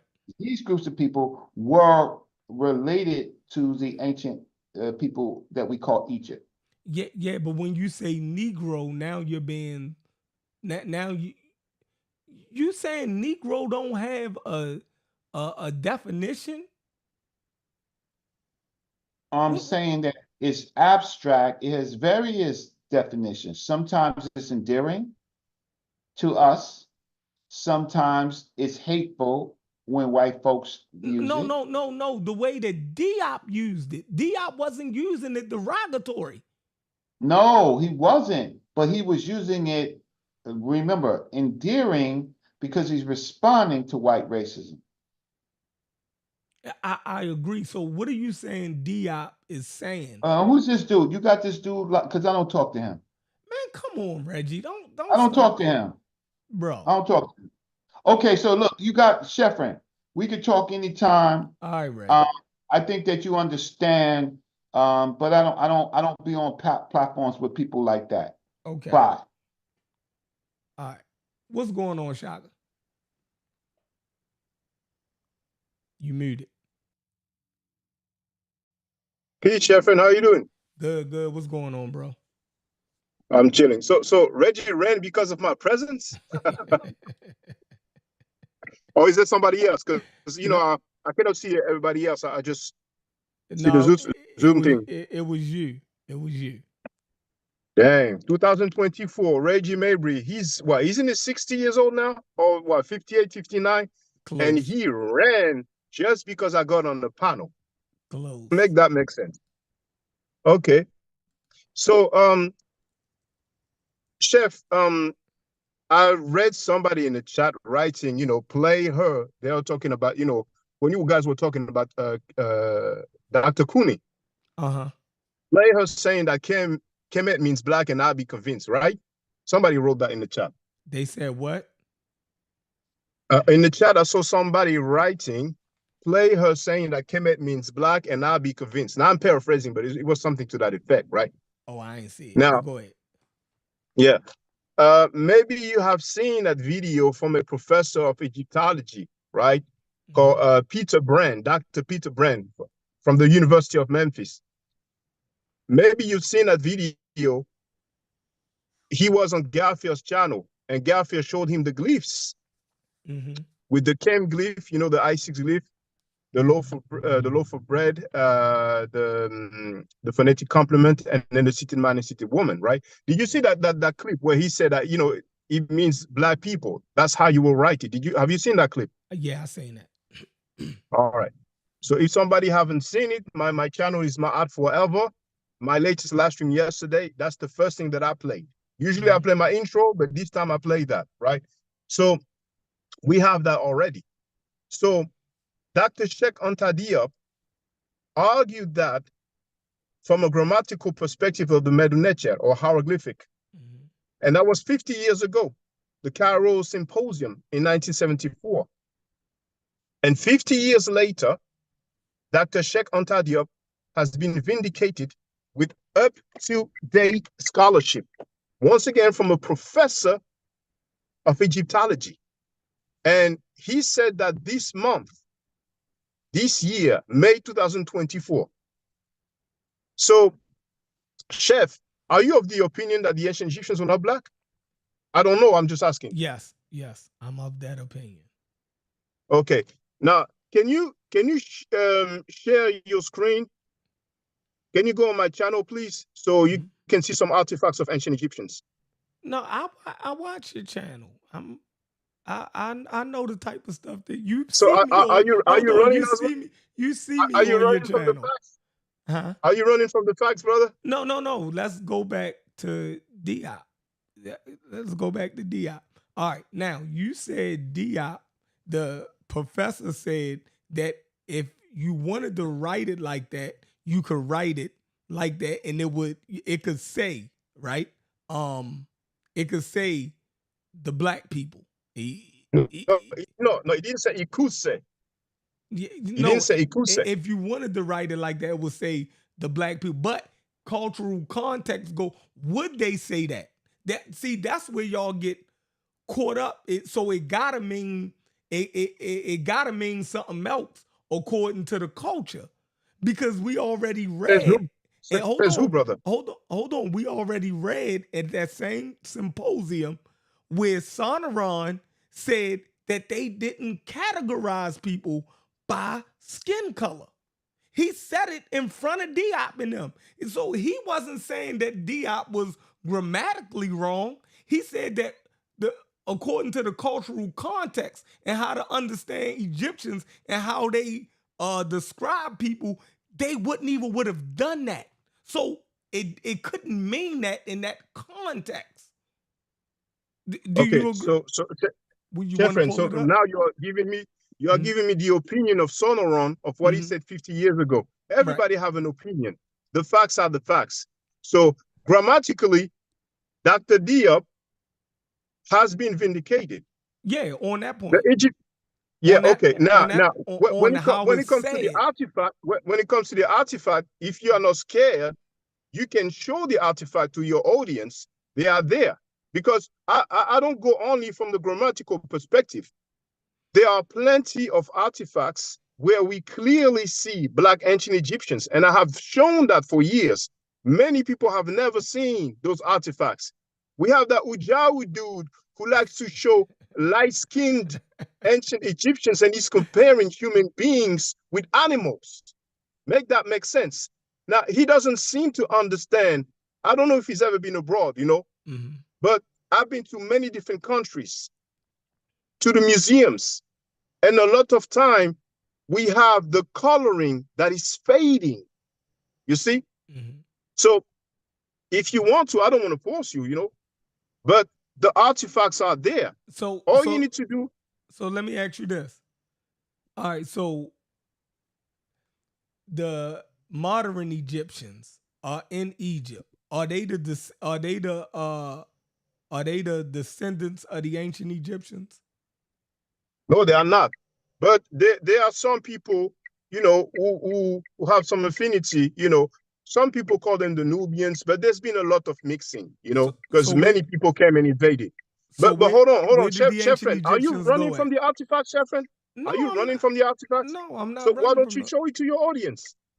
They didn't sing your channel. No, they didn't y'all, see. Go to My Yacht Forever, y'all. This is a shout out to My Yacht Forever. I'm surprised at you, Chefren. You like, and you know what, Chefren, check this out. You don't even have to play me. You can just put a video, and you can, when you press the side arrow, it goes forward like 5 or 10 seconds. So you don't even have to put the sound, just so that people can see the artifacts in the museums. You know what we call that? We call that lookership. Yeah, brother. This is which scholar uses that word? Please tell me. What scholar? The YouTube, what PhD uses lookership? No, our online community uses that. Yeah, so that's not scholarship, brother. That's not scholarship. So look. That's the word that. So looking at pictures, that's scholarship. Well, when you deal with the artifacts, that is scholarship, brother. So when I look at your hold on. So when I look at your artifacts, they're not my artifacts, brother. Hold on. On your page, we about to go look at your stuff, and you're going to tell me, us looking at that and saying that those people are these people, or those people will be that. You're saying now that's scholarship, though. Dealing with the artifacts, that is scholarship. Yes, those artifacts are not mine. Once again, they are housed in museums. So so basically, you just don't want to show the artifacts, right? No, right? I'll do it. What? Please, if you don't mind, brother, just share the video. Put it on the screen, and we can look at the artifacts together. Pay attention to the road. I want you to do that. I'm sorry? I said pay attention to the road. Yeah, no, I'm paying attention to the road, but feel free to share your screen. All right, give me a second. Where am I? My channel is the video called Red Ancient Egyptians. And you can go towards the end. It's a very short one.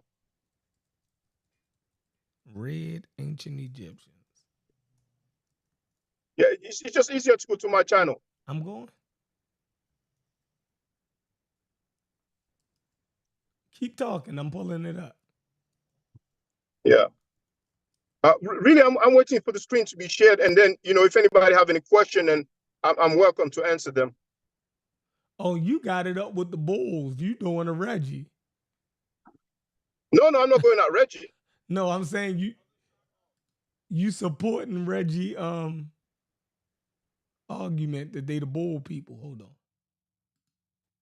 Reggie said that, so Reggie can say that he was wrong about that. You know what I'm saying? That's a pseudo claim. But Reggie has knowledge of the Medunetia. You know what I'm saying? Mm-hmm. All right, let's go to Google. Boom. That's you. You see my screen? Yes, I see. Thank you. Now feel free to make the screen larger if you want to, but you can fast forward and go towards the end. All right.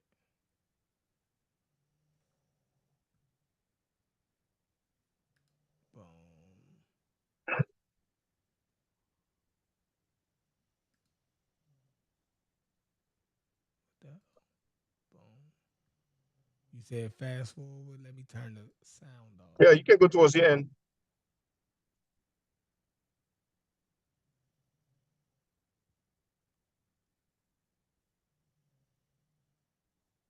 Yeah. All right. Yeah, there it is. There it is. There it is. So those people, Chefren, do they look black? Are they black or not? This is from the tomb of Tutankhamun right there. Are they black or not, Chefren? I don't hear you. They dark skin. Okay, that's fine. They This is dark from the museum in Torino, Italy. Museo Egizio. This one, if I'm not mistaken, but all the references and the links are at the skin is bottom. on there. This is from, yes, feel free. No, keep talking. Explain your video. Yeah. But I think this is from the British Museum, but the screen is very small, so I cannot read. And as you can see, I'm driving. I got but it. there are I other got, I'm artifacts gonna as well. pause it. I got it. Museum number EA 37976. Yeah, is this a Production British site, Museum? 1350 BCE. Painting from the tomb chapel of Nebaim or Nebamun, probably. Neba Amun. Neb Amen. Yes. Amen. All right. That's from the Yes, British Amen is Museum. law, basically, if you were to translate it, if I'm not mistaken. So, but feel free to, you can press the down arrow, the side arrow, there's other artifacts, A lot of people have not seen this kind of artifacts, and usually the older the artifacts are, and the blacker they look, but they know which one to select when they have documentaries, when they have articles to put on book covers. But there are plenty of artifacts like that, and I have shown many over the years. As a matter of fact, I have two videos called Black Ancient Egyptians Part 1 and Black Ancient Egyptians Part 2, and you have paintings from tombs, Mm-hmm. So this one, yeah, it's the book of Nach. It's from the tomb of Nach, or Nachet, depends how you want to pronounce it. But you can fast forward. There it is. You have plenty. So there it is. We have them. We have the artifacts. And indeed, like Reggie said, the majority of Egyptologists translate. Thank you for sharing the screen. I appreciate that, Chefren. The majority of Egyptologists indeed translate Kem as black. I mean, this is Black what? As grammatical. black what? As black what? As black, like in English we say black, like in French we say noir. That's the translation. So, right, but I'm glad I got you on here. So, because you read the glyphs, right? You even teach it. So, Kemet means what? It means if you translate it, you can translate it the black. A lot of people say the black land, but the word land is not written. It's not written. The main word for land in Medu Neter is star, but we have the determinative newt. I think it's reference 049. That's why they use the term land. But some Egyptology, some PhDs, they type literally the black, you see? So yeah, that's the meaning. The black what? The black It now has to land be is in reference to something. You what? Come on, Shaka. If it's just the black, I'm going. My country is the black. I'm from the black. So ancient Egyptian would go to a foreign country, and when them people would ask them where they was from, they would say the black. I mean, what are you disputing right now? Are you disputing the glyphs, or I mean, I really don't understand because I answered your question. No, When we yeah, feel free. if it just means if you translate it as the black, but the black, what would the black be in reference to? Well, like I said, a lot of people they will translate the black land. Mhm. But if anybody wants to challenge me, you know, when I go home, I can show a PhD that, or more than one, that translated literally the black, you see? Now, land is implied, it's understood because of that determinative, you see? But the determinatives have no phonetic value. They have no sounds, you see? I'm with you.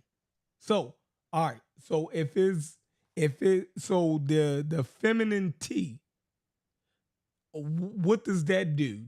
That complement, what does that what does that bread loaf do on the end of the KM? What does that do? The bread loaf is the sound T, the third sound. And what can that do for a word?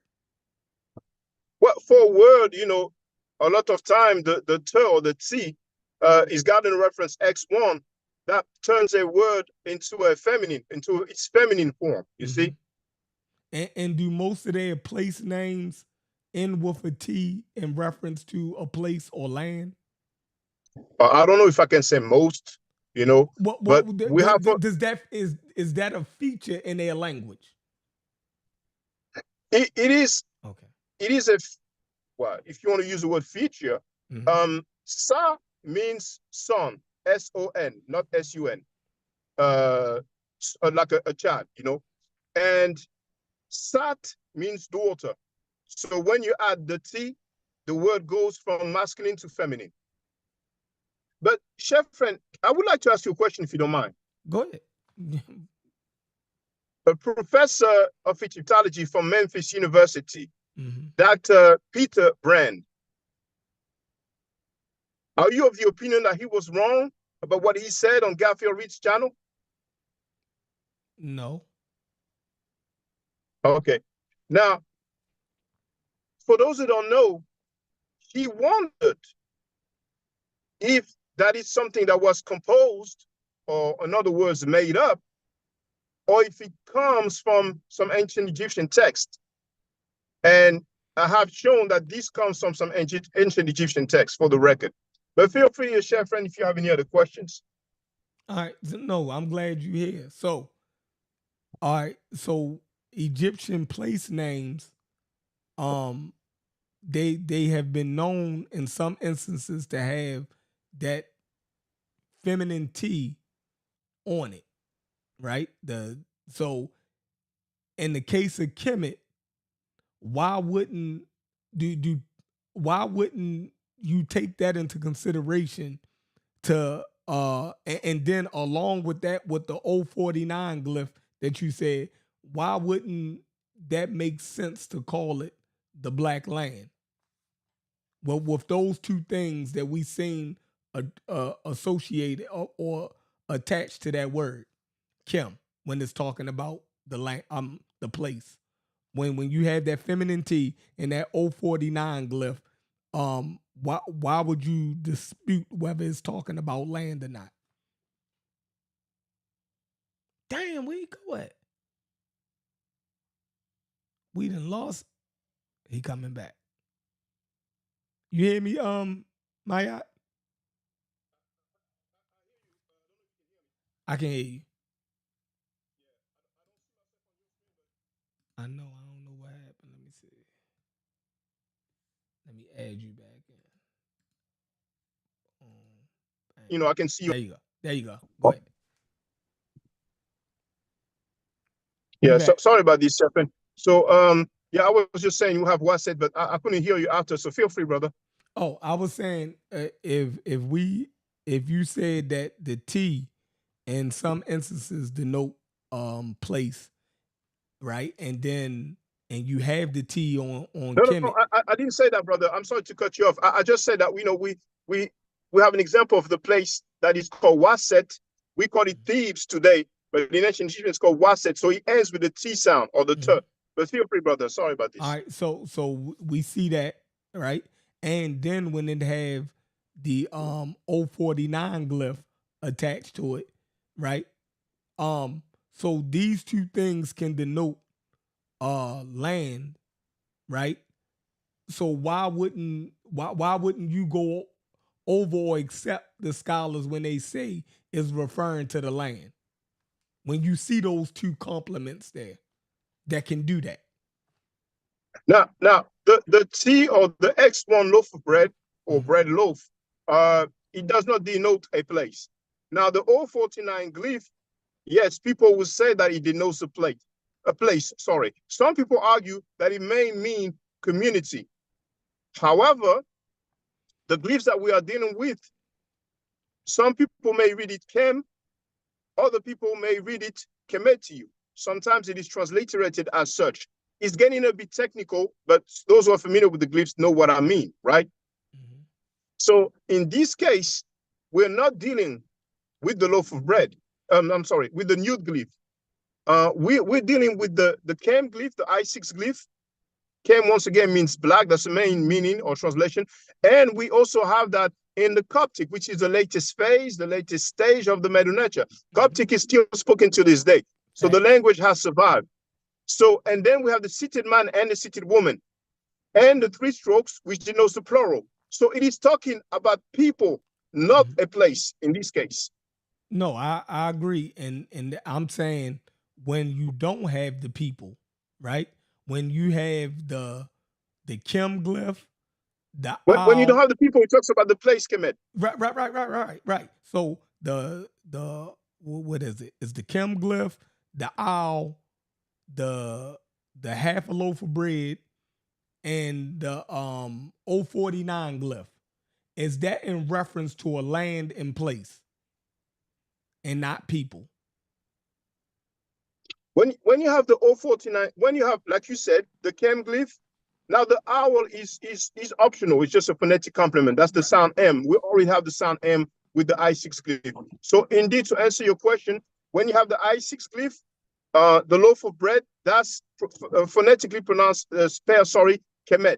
With the 049 glyph, is a determinative that denotes a place. So that is the place that, you know, we call Egypt today, basically. Right. So that's denoting the place. So when you see that, all right, so when they translate that as the black land, you're saying that they are wrong. No, I never said that, brother. You never heard me say that. But that's what the other side, that's what Reggie and them is saying. So I'm well, you know, the things that, you know, once again, Reggie has knowledge of the Medu Neter, and people never agree on everything. The PhDs in Egyptology, they don't agree on everything. You know what I'm saying? So, you know, he has, you know, some argument. You know, I heard him talking about cows and all that, you know, but he has knowledge of the Medu Neter. That's undeniable.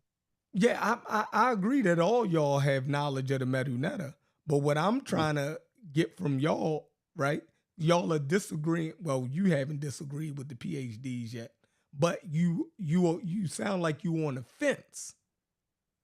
You sound like you on the fence. Right? What do you mean, brother? Because if the consensus, right, among Egyptologists is that Kemet means black in reference to the land or the soil, right? You haven't come out the fence, so you on the fence. You're not saying yay or nay. No. Well, maybe there was a misunderstanding. Now, usually, it's safe to say that most Egyptologists translate Kemet and you know, with the 049 glyph as the black land. Yeah. You know, so I disagree when you say that I'm on the fence about that. You know. Oh, you were just on the fence about when they got the people behind it. No, I'm not on the fence at all. Now, once again, check this out, brother Sheffrin. Mhm. I'm not dealing with my claim. I'm dealing with what a professor of Egyptology from a university said this month, this year, May 2024. Dr. Peter Brand said that when you have the I6 glyph and the loaf of bread, the seated man and woman. Now, once again, I think you had the owl, Mhm. reference G17, which is the phonetical complement for the sound M. Even if you don't have the owl, it's still pronounced the same. So, once again, the seated man and seated woman in the three strokes, he said, if you translate it, then I'm not paraphrasing, but I've wrote the text, I have the video. He said that will mean black people or those who are black. And then he translated again and he said, this is how you write it. You see? Mhm. So this is not my claim. This is a professor of Egyptology from the University of Memphis. So yeah, just for the record, So do you think that he was saying that if we was the apples to apples, if you was to translate that into English, right? Without the cultural context or nothing else, right? You could translate that over to English as just the black people. But then it would lose is ancient Egyptian cultural context and what it actually meant because they all translate that to mean Egyptians. I've seen it in multiple dictionaries. So everybody who James P. Allen and all of them know that if you was to translate that over word for word into English, it could be translated as black people. But in Egyptian, right, that how the ancient Egyptians would have categorized that, right? It just translates over to what? Egyptians. Right or wrong? you are right that they translate it usually as Egyptians. Now we have Faulkner, a concise dictionary. Yep. Yeah, and we have also Vigus. well, Vegas, I don't know who that is. I don't know who that person is, but that is an online dictionary Mm-hmm. That has taken some entries from some other dictionaries. There's a PhD who mentioned that, but I don't have his name on top of my head. But there's also the word to book as well, and other dictionaries that were translated as such. But check this out, brother Sheffrin. Mm-hmm. Egypt did not exist during this time period of the Medu Neter. You see. Mm-hmm. Like 1500 BC, that did not exist. And of course, Egyptian did not exist either, you see? And that's why 50 years ago, Dr. Shekhar Diop argued from a grammatical perspective, knowing that the root Kem means black, that Kemet, when you have the seated man, the seated woman, and the three strokes of the plural, then it should be translated, black men or black people, or that word that was used before, the Negroes. It was not offensive before, Right. And like I said, his main work, his most famous work is in French called Nation et Culture. You have an English translation with some parts of it called, African Origin of Civilization, Myth or Reality. But the work in French, Nation et Culture, means basically Negro nations and culture. So he used that word nègre, which is the equivalent of the English Negro, you see? Mm-hmm. So he argued from a grammatical perspective.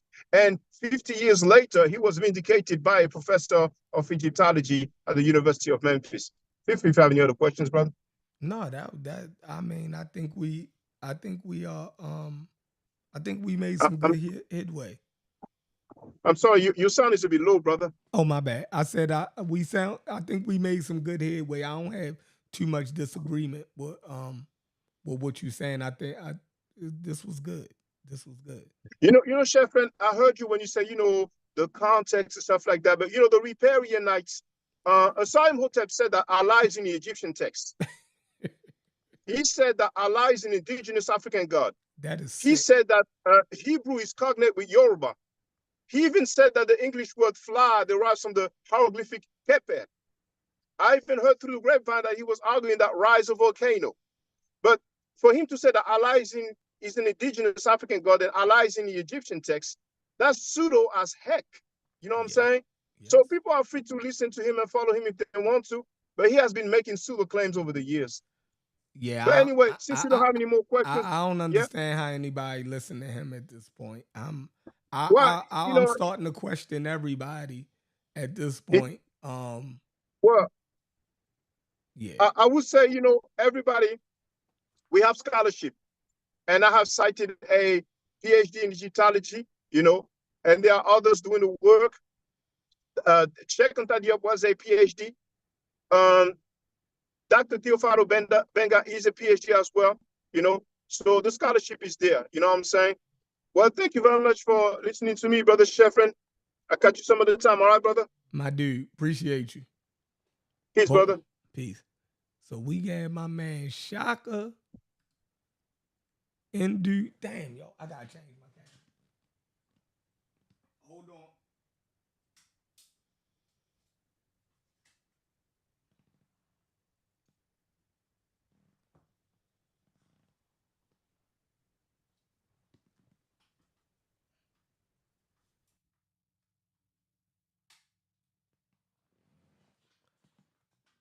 Ah, there we go.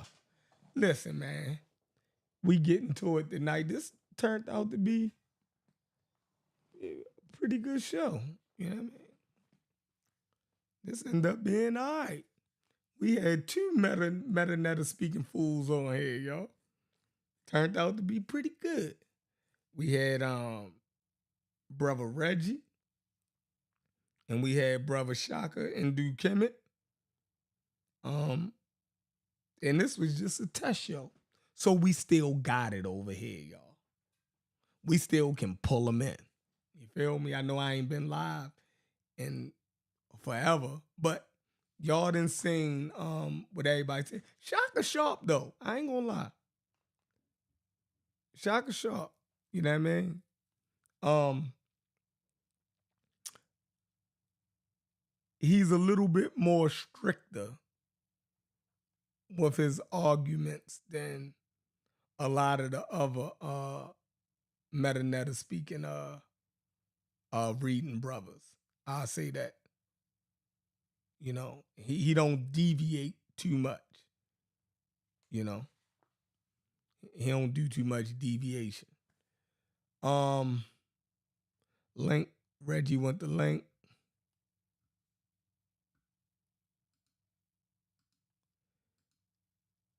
And look, we can disagree, y'all. Like I have no problem with disagreement, right? That's what we got to get better at. Y'all see when somebody disagree with me, I don't get bent out of shape. You dig? I disagree with you. Please don't get bent out of shape. It's just a disagreement, right? I will say using Diop in them, we have to allow Diop in them to be wrong also. You dig? We have to allow Diop in them to be wrong. Right? We not trying to make no we're not trying to make no gods, right? We ain't trying to make no deities over here.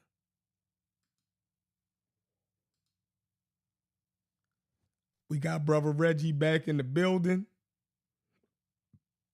Okay, so I just wanted to add to what he said because it was just straight meta-nature. Mhm. Okay, there is the half bread loaf, which is the X1, which makes its genitive, so it changes the male to a female. Mhm. Then there's the half bread loaf that makes things abstract, right?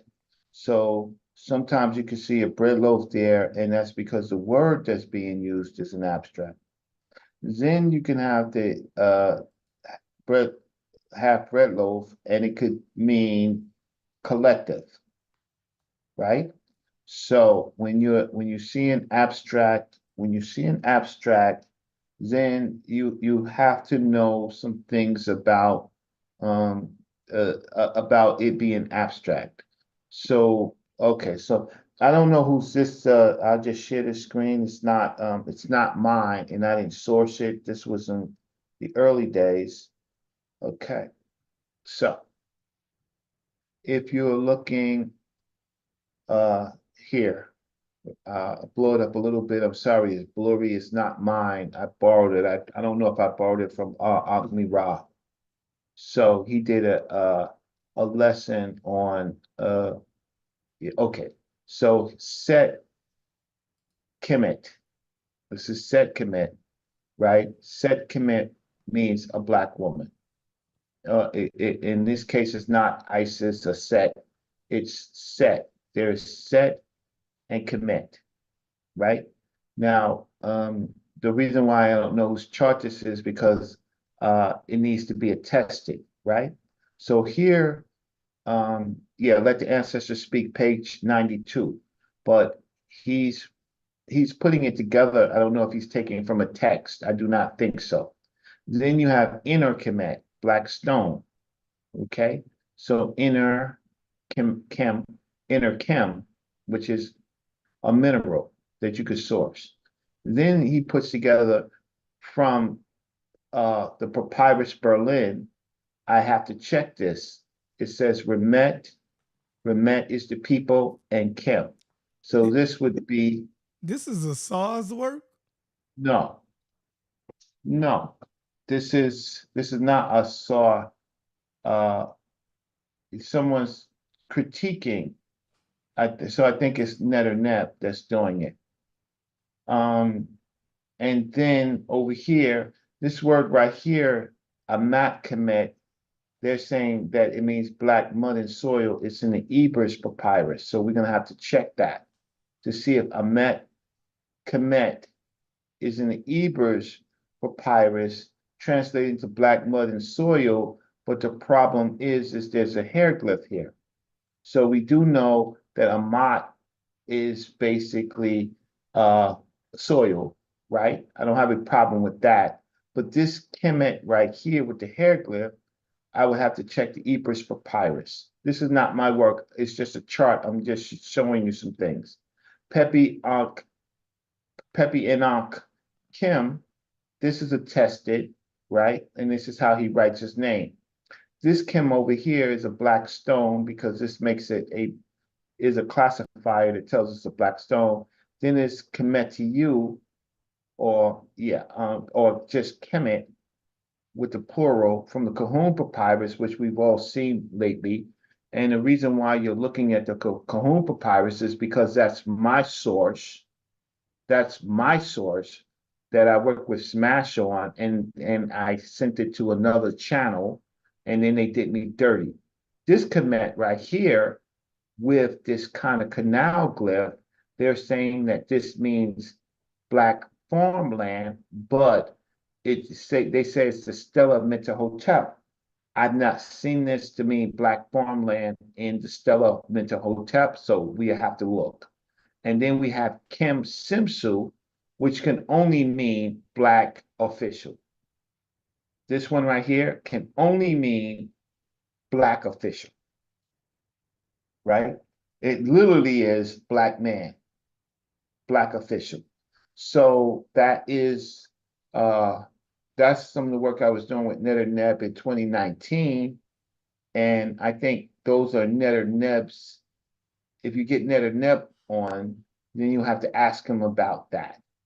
Okay, so then, so my major point was the T can mean that something is abstract, not literal, right? Like black stone would be literal, right?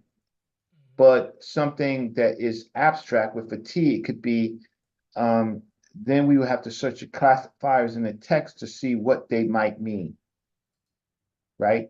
So I would add, yes. So those things that you showed, where would you even get those words from? What is a black official? Where would I find Egyptians writing that? Like, where did you get that Yeah, from the TLA. So I taught you how to use the TLA, right? So well, one, you would go to the text that the person who created the chart said it's in, and you would read that text. But you might find it directly in the TLA. So I would go to, I looked it uh, up. I ain't see it in the TLA. okay, well, it just depends on how you looked it up, right? All right, So then, so we would say, we would have to go through, we would have to go through, official, right? Official translation, right? You know how to do that, and search. Then we would look through, okay, so the word that he used was shimsu. So we would have to go and look to see if that person got the metanetra right for shimsu, for official or elder. So I don't think, I'm I'm not so sure that the person who wrote it got it, because it would really be, it could be really be this word right here, seer, right? Seer. If this man, and I would go through all the attestations for this lemma, right? For this person, and then I would see, I would go through here and then see if there's a Kim in here. And I would go through all of these to see if I could find Shiru with the Kim glyph. And that's what I would do to find out if it's there, or help with it if the person left a trace where it was. So I didn't I didn't find it. I'm looking too. right. So that would satisfy, if it was a Kim and just a man, it could only be, and there's no T, it could only be what Kim is translated to, which is dark or black, right? But we got to remember that those are abstract words. Those are abstract words. So I think the author was Netter Neb. Right. So if you get a chance, if he comes on your channel, then okay, so I didn't see it. I didn't see it here. I didn't see Kim. I didn't see I didn't see it. Right. So when So that's why I'm saying, when you put that thing up there, most of that stuff up there didn't make sense. I immediately no, if started it's a looking for test, those. I see it might make sense, but it has to be attested. So let me go back to it. That's what I'm saying. Let me just go back to it. So this is, I think Netter Neb's. I think this, shoot, how did I mess that up? You did it on purpose. No, I did not. Right. So I took my, okay, so let's go back to it and see if it's attested. Where did he say it's attested? Nope. See, he says Shimsu. He says Shimsu, black official, but he didn't give me a text. So I need to know where the source is. So he didn't give a source. So I would have to discard it until I get a source. All right. So Right. look right there. Go back up. Go back to the where we was looking at. So go up a little bit. Right there. It says Asar also said that Deseret does not mean red, as Kim does not mean black. Like, this, all of Asar's work is problematic. Y'all don't see that he comes up with his own thing. I don't agree with him. I just don't agree with Asar's work, his methodology. It's not, you can find Reggie at ASCAC presentations. You could find listen, I talk to scholars all the time. Sometimes they just don't want to be on they just don't want to be on the any particular channel because they don't want to say anything that's that they have to retract. So I don't I saw in the dude from the Nubian, the former Nubian. I don't listen to nothing that they say. They don't count to me. It's problematic, man. Just think It's about this. If clear words like colors and stuff, if we can't determine that from the ancient Egyptians, imagine trying to understand something more difficult than that. If we're disagreeing over the Egyptians writing the word for the color black and the color red, and we're getting that wrong. So if you won't get that wrong, why should I trust you on anything else dealing you with shouldn't. you see what I'm saying? Yeah, Now we disagree with the Kim or what the black is referring to, but none of us are disagreeing that it is black that they're talking about. You dig what I'm saying? Like well, this the motherfucker saying that it abstract. don't even mean black. Yeah, So right there, like that's a bigger problem. yeah, Right but there. yeah, so I don't agree with his methodology. Dr. Mario Beatty doesn't agree with his methodology. So you know, a PhD told him to a straight face that his historical linguistics is not historical.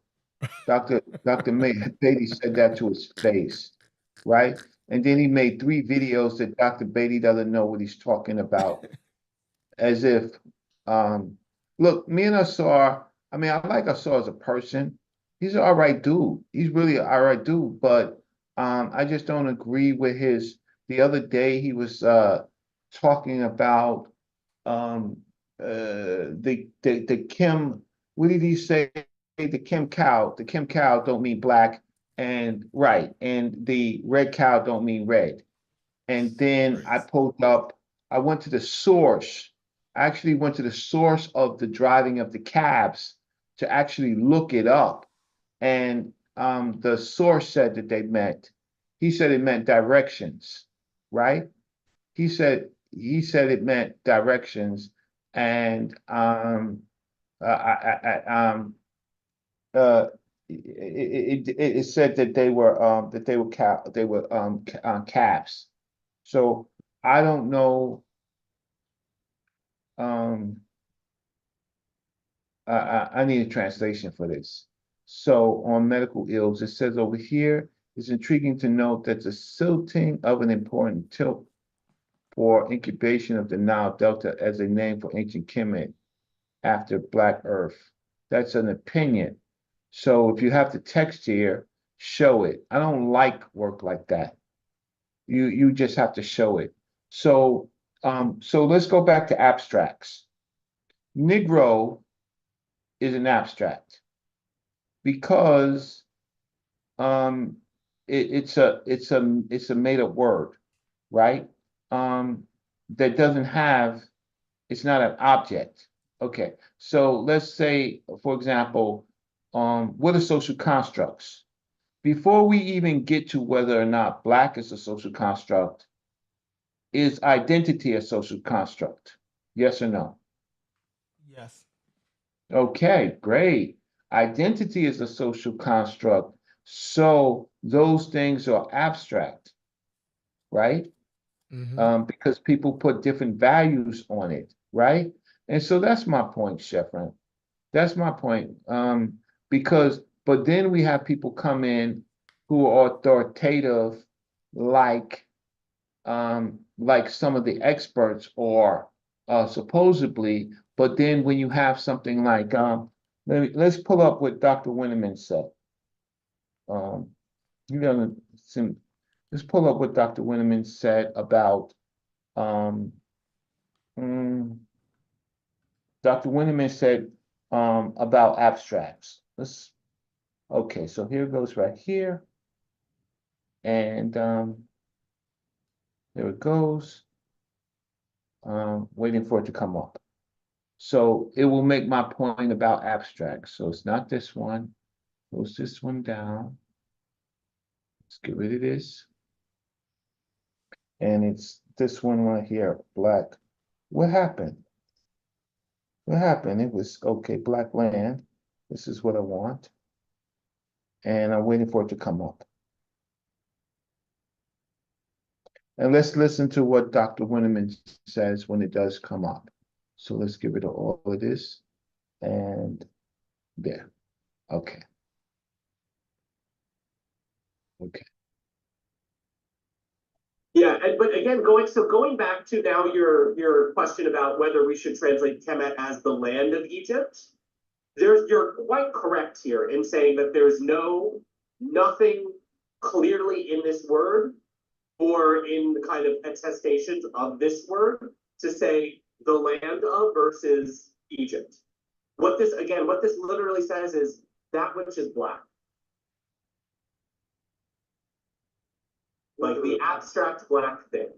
And then from there, people have added their own flair and nuance in translations, possibly, and again, maybe this is where maybe where your research is getting at something, but possibly in an inconsistent way with other geographic terms. Very much so. Now, when the scholars and they long came to a consensus of somewhat what you told me, then the question is, what is which is what? You know what I'm saying? And it comes down to, again, the people of the story. So I'm going to leave the people think along a bit and try to see what scholars leaned on besides secondary sources to come to the conclusion that the blackness that this referred to was the Nile Sea.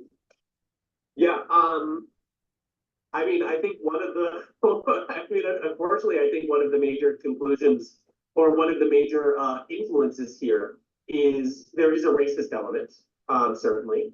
Okay, did you hear that, Sheffrin? Yes. Okay, so he's basically saying one of the influences, there's a racist element. Okay, so let's see. In the history of scholarship. But two, I think there's nothing that I know of necessarily. Like there's no one text that I can point you to. And again, this is not my area of expertise, so maybe I'm missing something here, but there's not one text that I can point you to that specifically says, by Kemet, we mean the black silt. And Okay, did you hear that? Mm-hmm. Okay, great. specifically silt and the land as opposed to people. But what I think is more convincing to me is the contrast that is drawn between Kemet and Deshret. So these terms are often contrasts together, where you can see then, you know, Deshret, clearly it means red. It's given a foreign land determinative, contrasted with Kemet. We know, for example, that, you know, a lot of like funerary figures are depicted with black skin. Again, and they're depicted with black skin in some cases, green skin with other cases, you know, Mediterranean olive skin in other cases, brown skin in other cases, kind of like every color under the sun. So that it does maybe there, Kemet here might speak to something specifically identified with the Nile Valley or the area around the Nile, where we know that most Egyptian cities were, as opposed to something foreign. So I think that's where the assumption comes from. That Okay, did you hear that? Mm-hmm. An assumption. All right, great. And he said that there are no sources. Got that? And he said that there was an element of racism. You got that, right? Okay, good. this must be referring to something like alluvial silt. But in my mind, or at least my understanding, this is a leap in logic that there Okay, so now he says that the other people that did it is a leap in logic. is not a clear, absolutely conclusive statement that then we can say, oh yes, by Kemet, they simply meant the black alluvial soil. Okay, so he says there's nothing clear. So there's no attestations, there's an element of racism. There's no direct site. So then it's a leap. So he said all of that in that short video. And you said when you started off this thing, you said that it's clear, the consensus. It Well, is. but watch this. This is one of the chief young grammarians that proof Texas, right? So this is the dude right here. He didn't This is disagree with it though. what did he did? No, you can't do this to me, Shepard. He said? He said that which is black, right? He said there's nothing in the grammar that says that this means black land. Did he say that? Go back. He was Okay, let's go. Let's do it again. Let's do do it it again. again. Yeah, let's do I it. heard everything, but you kept stopping it. Like he didn't make a clear thought. Go ahead. Okay, yes, he's being very clear. You're quite correct here in saying that there's nothing clearly in this word or in the kind of attestation of this word to say the land of versus Egypt. What this literally says is that which is black. What part didn't you understand? Keep playing. Like the abstract black thing.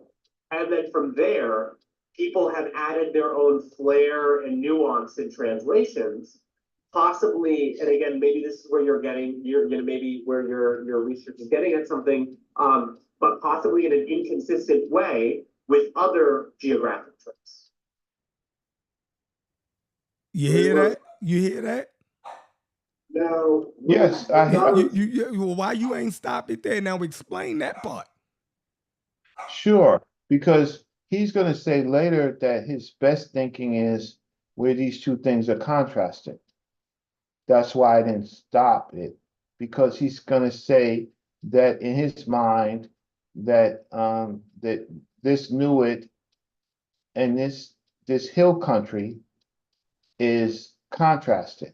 Yes, so he said where he leaned that with it. Right. The understanding of because of the context and everything. Same thing I said. No, absolutely not, because you didn't. Same thing I said. And he said the way No, how I'm Smash was saying- getting at it, he said in some inconsistent way. So basically, you off bases. No. You can't even No, show because this. you're making Play it back. Yeah, I mean, this is the third time. This is comprehension. Dag. There's nothing clearly in this word or in the kind of attestations of this word to say the land of versus Egypt. What this literally says is that which is black. Like the abstract black thing.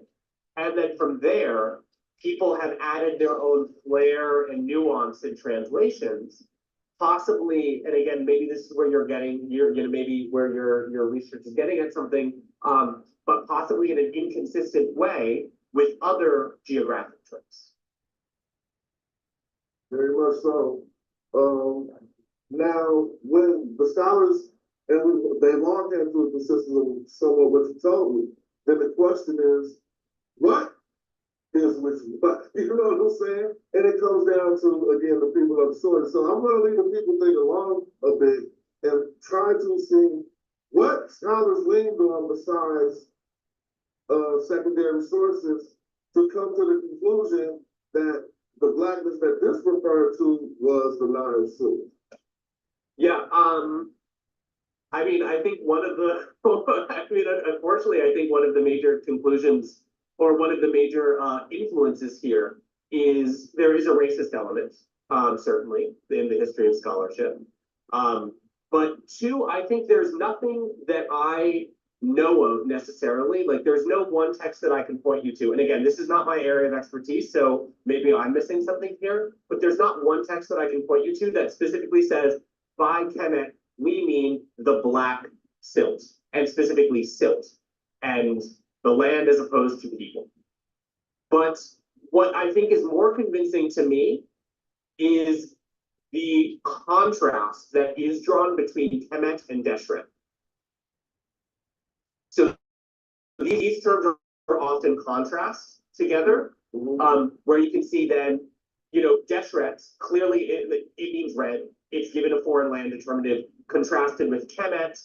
We know, for example, that, a lot of like funerary figures are depicted with black skin. Again, and they're depicted with black skin in some cases, green skin with other cases, Mediterranean olive skin in other cases, brown skin in other cases, kind of like every color under the sun.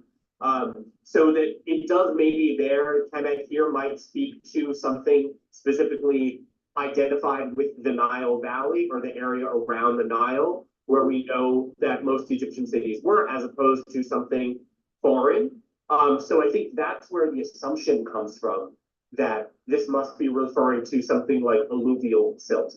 But in my mind, or at least my understanding, this is a leap in logic, that there is not a clear, absolutely conclusive statement that then we can say, oh yes, by Kemet, they simply meant the black alluvial soil, as opposed to anything else. Okay, so I'm gonna stop it. Now I'm going to show you. So what are the other relationships that we can draw from? He's told you where he leaned at with it. Well, no, well, When he compared it, when he said, okay, but I'm going to show you. with the Why Deshret you not and letting the me Kemet. show you? He Why he you said not? it. He said that's where he leaned at with it. Okay, but he gave you but all the variations. no, he He didn't do the walked you all cattle. through it. He didn't do the cattle. You're not telling the truth. The cattle. Don't do this. He's not. So now, so because I'm who I am, right? I am here. So if we look at cultivated land, we could go through all the attestations for cultivated land, right? We will not find black in He didn't any. even entertain black people though. Wait. He says Egypt. He said Egypt. Egypt means people. When he said Egypt, right, he meant the people, right? So if we go through, he said there's nothing that's attested. So we went through all of Ahad for cultivated land. We will not see black. We will not see black. So with the difference between you and me is that if you can't write, if you wrote a You want me to pull paper, up the dictionary? You want me to pull No, up the no, dictionary again? don't. Matter of I'ma fact, do matter of fact, in this same tool that you're using, put in Kemet. I am. That's what I'm gonna do right now. Thank you so very All right. much. So now we're gonna go to where it says Change your language to English. Arabutu, right? And I'm going to teach you. What does that say? Black land? Yes. So Okay. we're gonna go. All right, cool. Wait. It's not this one. Cool. It's not this one. It's this one. The Which fruit land. Right? Which So one? the fruit land, this one right here. Black arable land. Right? That's what it says. So now we are going to go to the attestations to see if they're really talking about black land. It say Right? right here in your source, bro. No. So you about to disagree with your source? I'm not gonna, yeah, I'm gonna disagree. I'm gonna show Okay, you why. Fine. I'm gonna show you why. I mean, look, this is the attestations. There are two attestations that they would say the contrast between Kemet and Deshret. This is the first attestation that we have in the history. What it says is, let's go to the codex. Let's read it. One who listens to or judge of the tribunal of 30. One who places fear of him, right, among the foreigners, and who calms for him the Bedouins. Who pacifies the Asiatics or rebels from on account of their actions, right? A potentate on the two banks. Then it says, leader of the black land and the red lands, right? Now, Who are they talking about? Are they talking about people or the land? In all these cases, what are they talking about? Read it. It's talking about in the first, it was talking about people, right? With the Asiatics, that's people, right? Okay, so let's do English because you do know English and so do I. So one who places fear, that's a person, of him among the foreigners, people, and who calms for him the Bedouins, people, who pacifies the Asiatics, people, or rebels, people, from on account of their actions, people's actions, a potentate on the two banks. Potentate means that the person is authoritative on the two banks, right? A problem. Leader is talking about what? A person? Yes. Leader of the black lands and of the red lands. One who gives orders to Upper Egypt people and controls the herd list, people or herds of Lower Egypt, into whose light everyone walks. People, people, people, people, people, people. Now, the Europeans put in a dictionary item and said because of this contrast, this one little contrast right here, leader of the black lands and the red lands, they made this arable. That's not how, that is a subjective opinion. That is, and when I read the text, then I know that they put in fruit land or arable land, but there was nothing in the text that said black land. We don't even see, except for Kemet itself, we don't even see anything directly with black lands because they are talking about the people. The next text is this text right here. So there's only two entries. So let's go to this, where is the cotext? What's It this? said leader of the black lands and the red lands. Yes, So what would be your disagreement there? my disagreement is that they're not talking about, see, that's why, okay. So you My, think it was supposed to read leader of the black people and the red people? no, So then what could be your argument there? my argument is that if you read this, one who listens to or judges the tribunal of 30, so he's a judge, right? He's a judge, Oh my right? God. Then places fear. Don't bring in your God. One who places fear, right, of him among the foreigners, who calms the Bedouins, right? Who Mhm. pacifies the Asiatic. Are they talking about law? Are they talking about law? What? Yes. I am literally I want to know when you get down to this line where it say leader of the black lands and red lands. I want to know, what are you disagreeing with that and why? Okay, so what I am saying is that they're talking about chaos and Mot. Bro, That's what they're talking about. They're talking about that the leader of the black lands and of the red lands, they're saying that the black lands is in order and the red lands is in chaos. And what they're saying is they're making a distinction between order and chaos. so How he's do I the know he's the that? lead, so How he's do I the know that? How he's do the I know leader. that? So he's the leader of order and the leader of chaos. That's correct. He's the leader of those people, right? In order and and in disorder. And how do I know that? Because he's a potentate on the two banks. So they're using metaphors. So look what they're doing. He who calms, who places fear, right, among the foreigners, they're in chaos, and who calms the Bedouins, people associated, the wanderers, the nomads, who pacifies the Asiatics, from on an account of their actions. Why did they put actions here? You see this word, right?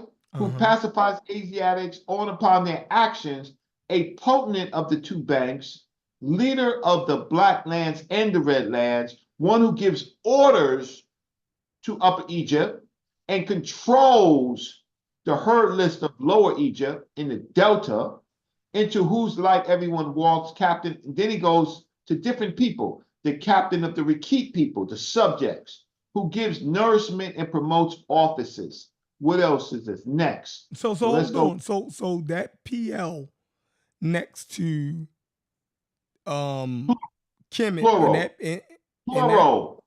and that Plural. what? It means plural. Kemet is plural, a collective. And the PL next to desert is Is Deseret. collective. Yes. Okay. Right? So then he goes, who gives nourishment and promotes offices, master of counsel, great of love, second to the king in the great broad hall, hereditary noble and local prince, overseer of the treasure, Mentuhotep, he says, I was a quarterer, beloved of his lord, he's doing my, one who did what his goodness praised, he's doing my, in the course of every day, he's doing my. He's a hereditary noble and local prince, sin priest, leader of all kilts, priest of Horus and Anubis, who presides over the sweet master of largeness, Mentuhotep. Where is they talking about growing anything? What are they talking about? Go back to where it said Kemet at, and it said Right. Okay. So It's- that's okay. So me and you, we have a disagreement. okay. You see the word. I'm agreeing with the TLA. You got the disagreement with the TLA. Yeah, but You don't have does a it- disagreement with Arab, me. it just says black lands. Yes. It doesn't say arable land. I don't They care. make I don't- they put the dictionary item to say that that phrase meant arable land, fruit land. But it's just clearly saying leader of the black lands and the red lands. They're not talking about dry and cultivated fields. They're talking about order and chaos because they're not talking about fields. They're not talking about soil. They're not talking about none of that. They're talking about the black lands and the red lands. And they're really talking about people. He's the leader of the people on the lands. Of course, he's the leader of the people on those. So they're not talking about freaking. Okay, so now we go to the next text. But it is talking about if you're gonna call so what is he calling black and what is he calling red? What is he calling people red? Or is he calling the land red? Is he calling people black or is he calling the land black? He's talking about order and chaos. Okay, but even in the metaphor of order and chaos, what is called black? Is it the land or is it the people? Okay, so I want to ask you a question. I just want to see if you're honest and two, how smart you are. What from this sentence here, what from these sentences here, and this final sentence here has anything to do with arable land? I didn't say anything about arable. Well, this is the text, Shefren. All right, This is the so go back. Let me No, go Let me back. talk. Go back to before you went to there. The definition of the word was what? Cultivated arable land. It was black. What? Right. Black cultivated and arable land. There it goes right there. There go right there. And watch this. Black arable land. All right. It's in parentheses. Arable is in parentheses, so you don't even have to use all of it is in parentheses. Right, but you don't even have to use the arable. They telling you what the black land It's in parentheses. The whole sentence is in parentheses. What does that mean? I don't know, tell me. That means that is they created a convention. That's all that it means. It's not direct. It means that they're not sure. Now, when was this done? Okay, so this was done in the 1920s and 1930s, So you right? saying you closer to it than they are? Oh, yeah, because Man, I could y'all tripping. see. This is when you're getting bested, and I'm then not getting, but you disagreeing with your source. no, I'm not. I'm yes, I'm Because, disagreeing. because in 2 minutes you're gonna use it again to support your argument. No, I'm So not they going to use. wrong here. So they wrong here, but they gonna be Okay, right what I there. did for you, what I did for you was I showed you the exact text where they build arable land from it, and they're not talking about it. Earlier, I went over with you, right, the hymn to the Nile. I'm in I agreement that showed it's called the black land because of the color of the soil. So I don't. But You haven't shown me nothing. Jonathan Williman said there's nothing, he has no adaptations, there's nothing that proves that. No, you haven't shown me nothing that convinced me that it was talking about the color of the people or anything like that. I said no, because I didn't say it was talking about the color of the people. I said it's talking about order and chaos. Okay, so let's just do it like this.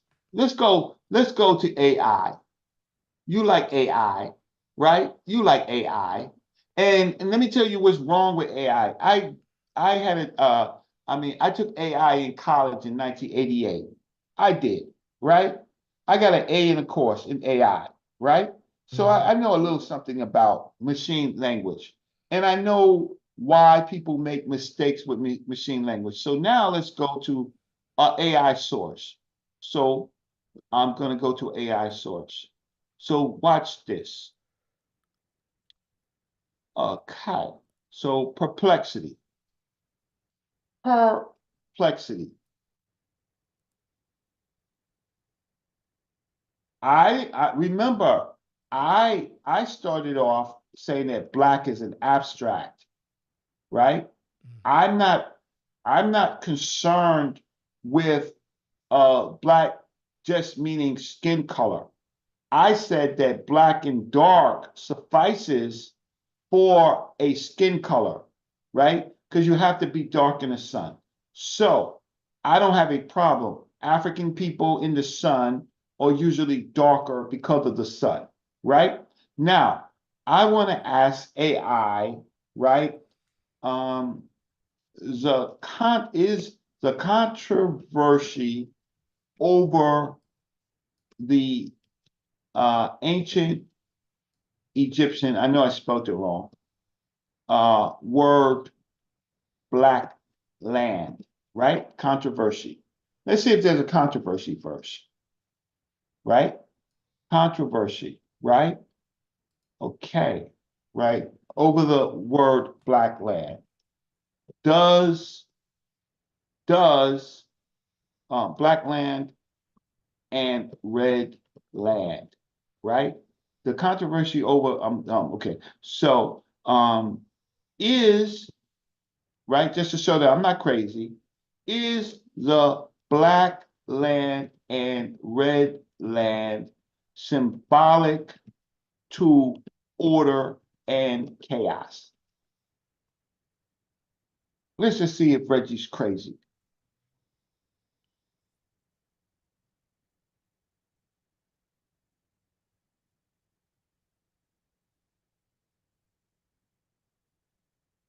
Black land.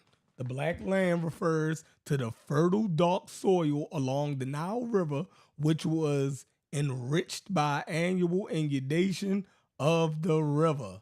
This land was crucial. Man, I'm not even reading. See, No, now watch this. Now, see, that's how this. So that's how you see that you read what you want to read. no, Now, go ahead. okay, fine. That's gonna come up. The terms black land and red land in ancient Egypt are not only descriptive of physical landscape, but also carry significant symbolic meaning related to the concepts of scroll up. the concepts of order and chaos. Okay. The fertile black land represents life and order, while the burned red land symbolizes chaos and danger. This duality is reflected in the mythology and cultural practices of ancient Egypt, highlighting the importance of balance and harmony in their worldview. Okay, that's what I need. So that's what I need. So now there's a nuanced view. So now we're moving to calculus. No, I'm no, no, getting no, you. no, no, don't do that. Don't do that. Let's not run past this. This is a good point. Now I'm taking your point, bro. But you got to take everything else that came along with it. Now, they're saying that the black land was because of the fertile Nile soil.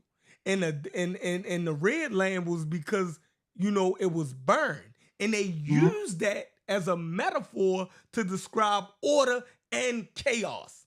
But it's That's still, correct. right. So, but it's still the black land because of the fertility of the soil, and it's still the red land because of its barrenness. Now, because of those geographical features, the Egyptians then in turn used that as a metaphor to describe order and chaos in their world. That's correct. So now wait. So that's correct. So now, right, I'm gonna ask, is there any direct references Oh my God. in the corpus of ancient Egypt that directly says that Kemet means the black arable fertile soil, right? Or is this a convention that Egyptologists use? If there is no direct reference or attestation, then how is this scientific? Search. Let's just see. Did a saw come up on your goddamn Okay. The AI term Kemet search? is widely understood to mean the black land by Egyptologists, referring to the Nile soil. We know that. The interpretation is based on several lines of evidence, including linguistic, historical context, and comparative, to your point. But let's keep reading. Thank you. To your point, wait, hold up. The word Kemet is derived from the root Kem, which means black. In ancient Egypt, the suffix T, Kemet, is interpreted as the black land. To your point. Wait. This linguistic construction is consistent with other Egyptian words of feminine subject. Okay, fine. To your point, right? Yes, The sir. interpretation of Kemet as the black land supported, that's what they say, right? Scholarly interpretations. Wait. To your point, right? Right. Is well supported. Okay, you say, watch this. You say it's well supported, but you did not give me a direct attestation, and you did not and without direct attestations. How is this scientific? Right? So now I'm saying I read it like you. We both read it. And I said, to your point, I didn't lie. I read it what you say. I have another question, because I noticed that they didn't give me any attestation. So let's just see if it's scientific. Scientific. How did I misspell it? Scientific. Okay. Because I can't say anything without proof. So why should they say? I don't care if it's well supported. I don't care if it's right. Okay. Direct attestations and scholarly interpretations, right? Direct agitation. The term Kemet is written in hieroglyphs. It means Kem. Suffix Kemet represents crossroads with a circle. We got that. Now, the hieroglyphic Kemet is become a determinative signifying land or place, right? Place. Reinforcing the interpretation. Okay, reinforcing the interpretation. Reinforcing the interpretation. I'm going to say it one more time. Reinforcing the interpretation. The word Kem means black, historical and geographical context. Still to your point, scholarly consensus. There's consensus, right? Right. While there may not be a single ancient Egyptian text that explicitly says Kemet means black arable soil, the interpretation is derived from a comprehensive analysis of various sources, but there is no evidence. Is it hieroglyphic no. evidence? Right. I skipped over it. No, let's read it. Hieroglyphic evidence, linguistic patterns, historical context, and the scholarly consensus. What more do you want? Oh, easy. Now watch this, right? See, you want the one thing that they don't have. So you're gonna have. So hold on. So you're gonna hang on to the one thing that we know they don't have, but not gonna look at all of the body of evidence that's supporting. What listed? It don't matter. They're just talking. No. Let me finish. So you admit that there is no direct source. We correct? already discussed. Wait, no, I'm not finished, right? Okay. So you admit that there's no direct source for black land. Give me a direct source for black people. Wait, let me finish it. So you admit that there's okay, so now, right now, okay, so now Mabry, that's me. Mhm. Mabry has posed that the better relationship is for black is the cattle culture. Reggie, man, you should do a show together, Reggie. We are right now, particularly the Apis bull and sacred black cattle, right? Let's see what happens. What do you think? We are doing a show together. I like working with you. All right, Okay. So now, what does this say? Okay, forget Kemetism. Okay. So the interpretation of Kemet as the black land is a well-established convention among Egyptologists, right? Mm-hmm. Okay. Primarily based on linguistic, historical, and geographical evidence. Okay. Point to Sheffrin. Linguistic analysis, right? Watch this. The term Kem means black, and the suffix T is a feminine ending often used to denote a place or concept, right? So the land is often is the feminine ending, which is the T, often used to denote a place. Hey, y'all, do y'all know how they keep saying it don't say place or it don't have nothing in it? No, it does say place. Right. It just the place and land is not. So thus, Kemet is interpreted as the black land. Interpreted.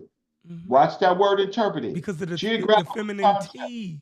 Y'all keep saying land ain't in it. It's not. It says place. Well, where's a place? A place is not land?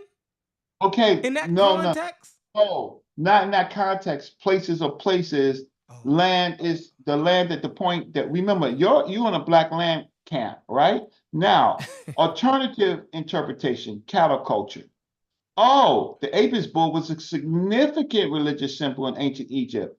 The bull was often depicted with specific markers, including black colorization. Oh, the Apis bull. Okay. Critique of the cattle hypothesis. While the Apis bull and other sacred were indeed a point in Egypt, the term Kemet is consistently used in context to emphasize the land and fertility rather than cattle. I got that. I don't have a problem with that, right?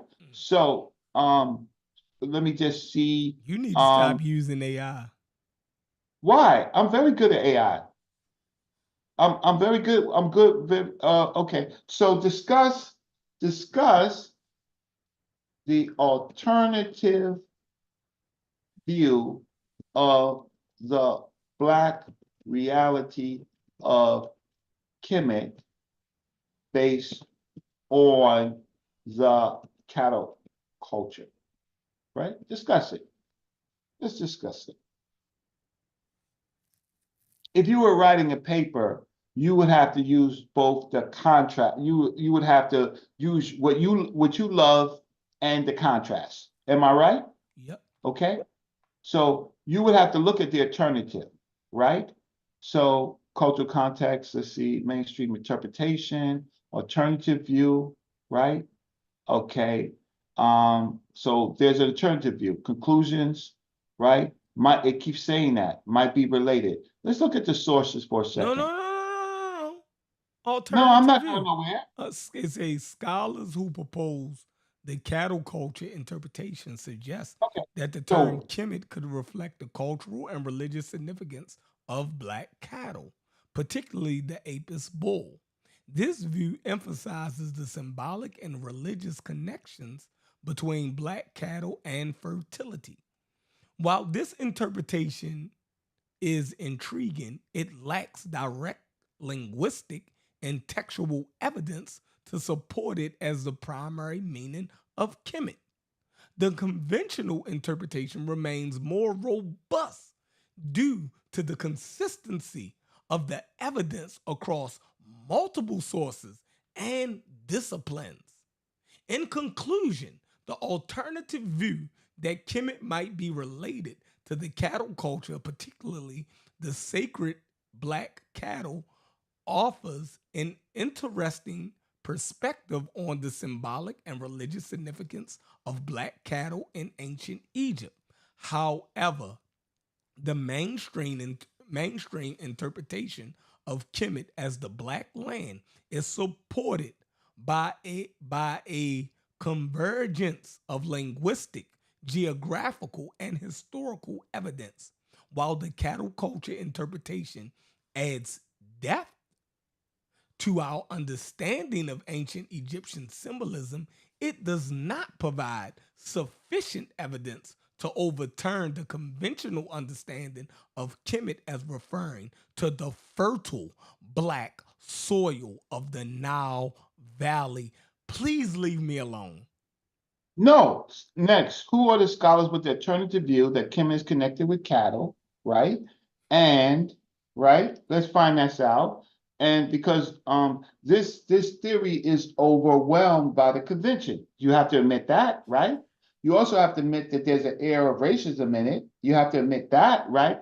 This association with black and the people, you have to admit that. So let's just put my query in, Okay. right? We're having fun, right? Yep. Before you got to go to work, you got to it's 3:41 in the morning. I'm off tomorrow. It's Memorial Day, bro. Stop playing. Memorial. Oh, okay. So who are the other scholars? Mustafa Kadala, Robert Mortag, right? But this one doesn't. Okay. Where's Mustafa Kadala? Talks about he's speculative, right? Not well supported. All right. So my last question is discuss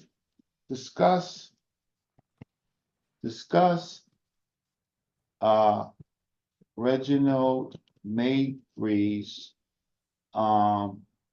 concept of cattle culture and its relationship to Kemet. See what comes up. See if I'm a nobody.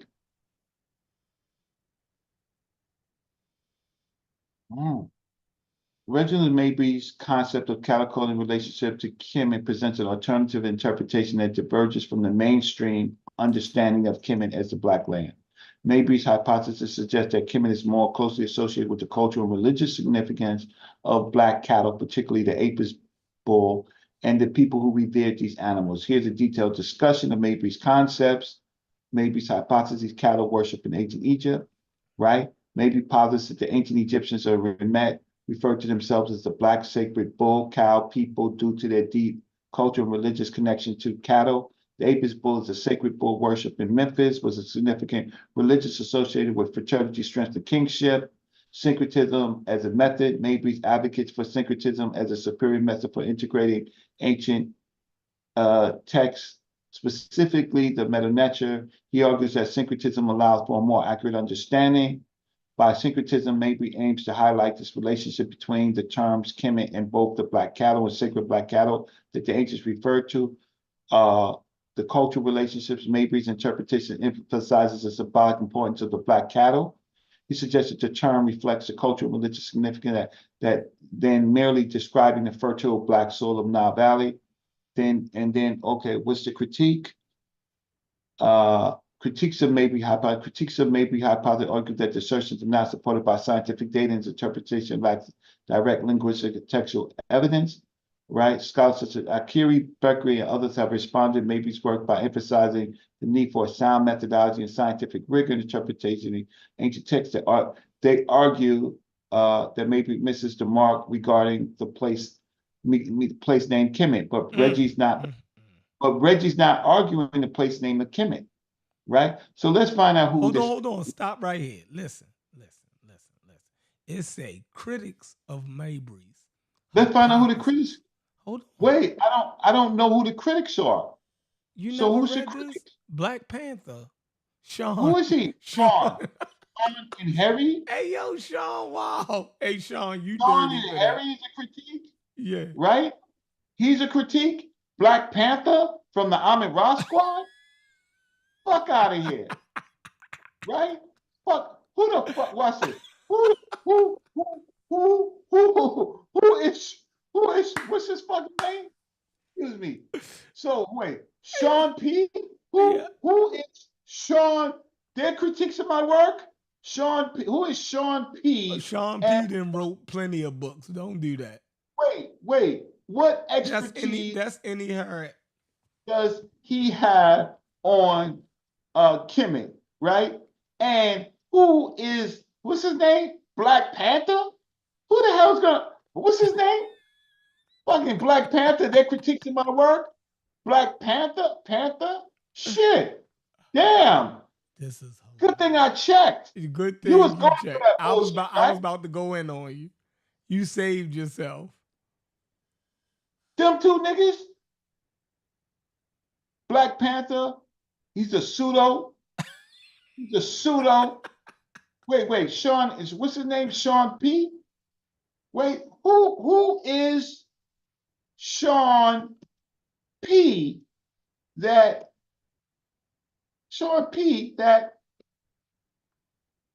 Hold on. Say Black Panther is a pseudonym used by the individual or group involved in Afrocentric scholarship and activism. The identity behind Black Panther is not widely recognized in academic circles, and the works attributed to his name often focus on promoting African heritage and cultural pride. The interpretations and theories presented by Black Panther are typically aligned with Afrocentric perspectives, which emphasizes the contributions and significance of African civilizations, including ancient Egypt, to world history. Stop reading it. He's a pseudo. So who? Black Panther. With conclusion. I don't know who is Sean P. Sean P. So their critiques of my work. Who is Sean P. that you reference?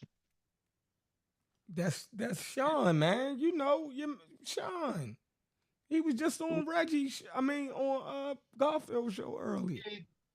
Sean Massey. P. Prove that black cattle is not significant to ancient Egypt. Damn, the damn pseudos is in AI.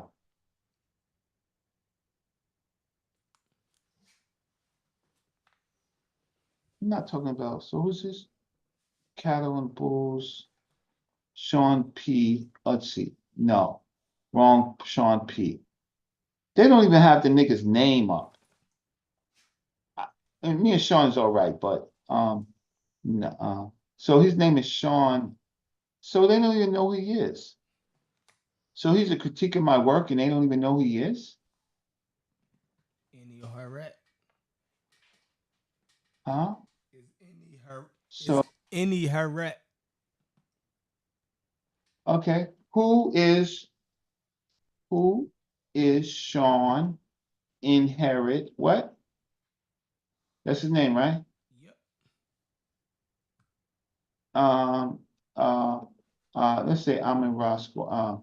What'd you say? Marcy Klein? Marcy Mossy Clan? Warrior Clan. Clan. What is his credentials? Okay. So he writes book reports? Okay, there's the Marcy Clan that comes up. What else is going on? They don't even know who the Negro is.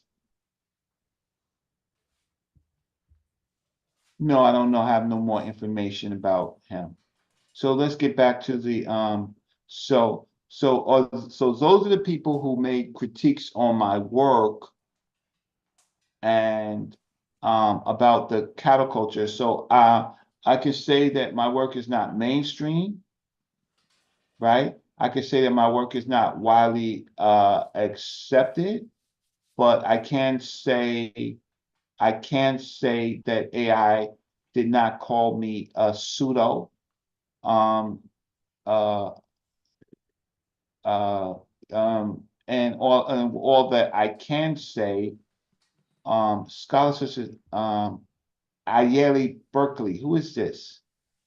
Ayeli Berkeley. Okay, who is this? Who is? You can say anything, but who are you?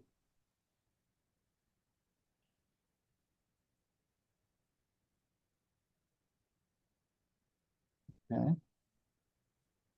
Ethiopian American scholar, right? Okay. So good. All right. So what is his critiques on what is Ayeli Beckery's critique on Mabry's cattle culture? I don't know, so I'm just checking. See what it says. He got a PhD, whoever he is. Okay, He has a PhD. okay. Berkeley So is highly respected okay, scholar that's what in the fields I of don't have. African studies. This is the first time we're hearing about him, so he's highly respected. And he said But your work lacks scientific no, we're data not support. sure of that, right? So he says, Lack of Berkeley obviously, scientific data.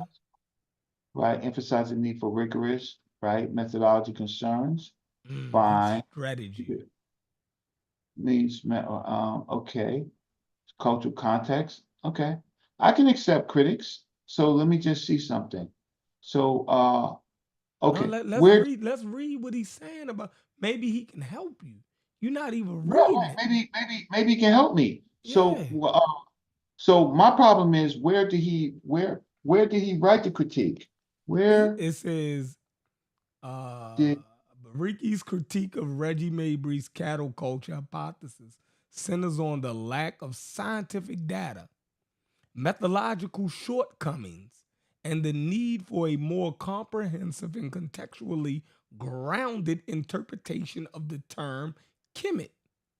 Berkery advocates for a multidisciplinary approach and the use of syncretism to accurately translate and understand ancient Egyptian terms, emphasizing the importance of the empirical evidence and cultural context and scholarly interpretations.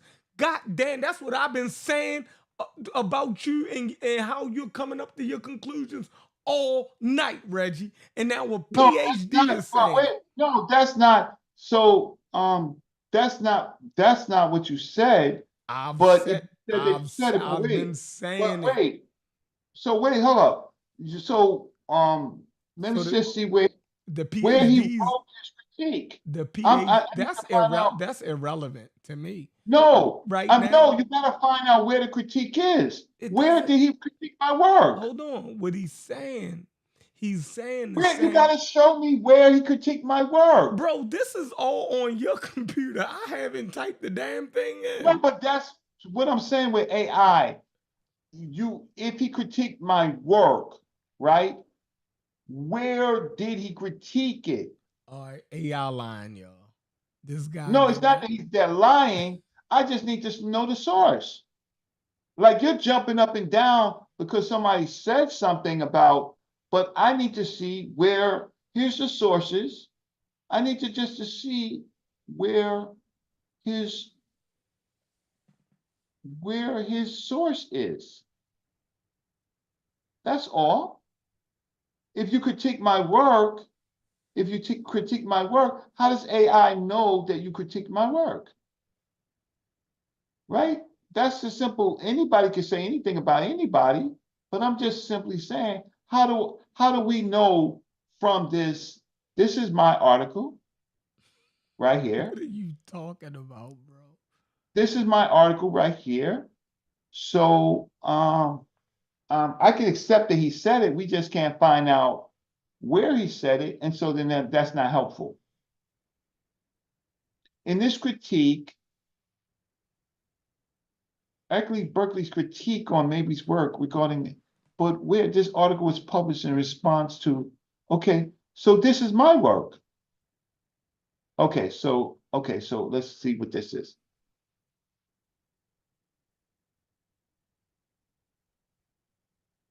This is my work.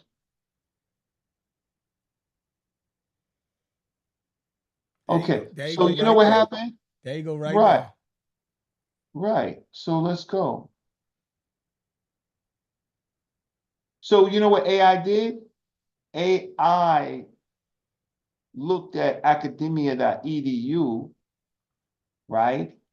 And AI conjoined it. And let's see if he talks about Mabry.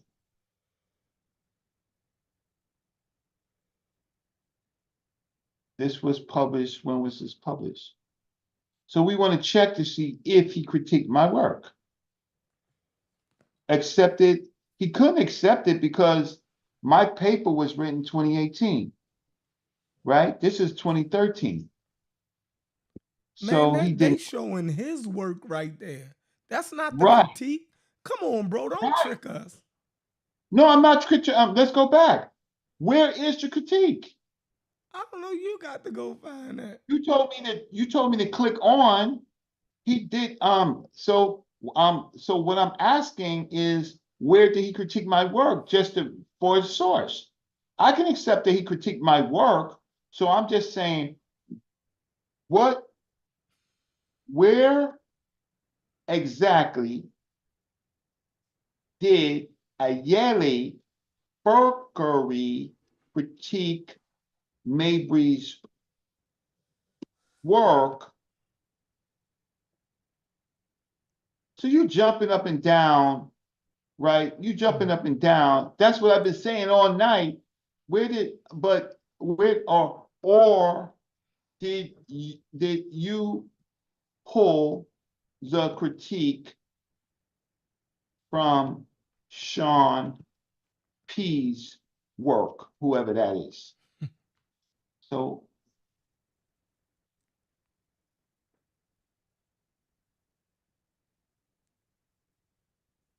I'm going to delete this show, Reggie. You took a beating. You ain't deserved this. no, no. No, I'm taking the show down. No, keep the show up. No, it's not a good look. No, keep the show. See, the problem is that you have to check. Okay, what I'm just trying to say is I'm checking the sources for the critique, right? And right, the article, the article keeps going back to my article, but it's not going back to his article. He never critiqued my work. Now never you critiqued saying he my work. never critiqued your work. He never critiqued my work because the sources would say that he critiqued my work. Where's the sources? So right here, edit query, let's look at the sources. View sources. So I want to know where did he, so this is the sources. This was in the 2013 article. He couldn't critique my work because I didn't write it yet. So what they did was use his ideas, right? But he never really critiqued my work. Sean P critiqued my work, right? But he never critiqued my work. Otherwise, the critique would be there. These are the sources for that critique. Indoor housings. He did not critique my work. Right? So when if for example, if I want to I could put up my work and I can see who cited it. So syncretism.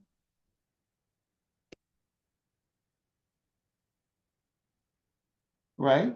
Okay. So what I want to know is, okay, so where's my work? It's in the Journal of Pan-African Studies, it's in the BESCO, it's in Academia EDU, right? It's in JPAS. This person is sourcing my work, right? In the IJPR, he's sourcing my work, right? Who else is sourcing my work?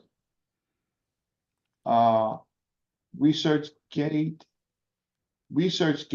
African Ontology for Academic Literacy's Development, they're sourcing my work.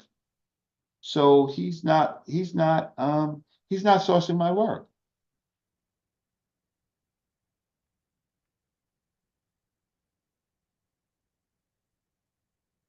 So why would you say you would take it down when I'm just saying that AI got a little confused that they do? Why would you why would you I wouldn't take it down because he didn't critique my work. This is his own work. And this is in 2013. So could you agree that he didn't critique my work? I don't know. You typing. I mean, I think if I start typing, I mean, Type. Go to ChatGPT. Let me stop this. Stop sharing. What's his name? I don't know. I'm not worried about that fool. No, it's not that he's a fool. I'm just saying that what does ChatGPT say now? So that's my AI engine.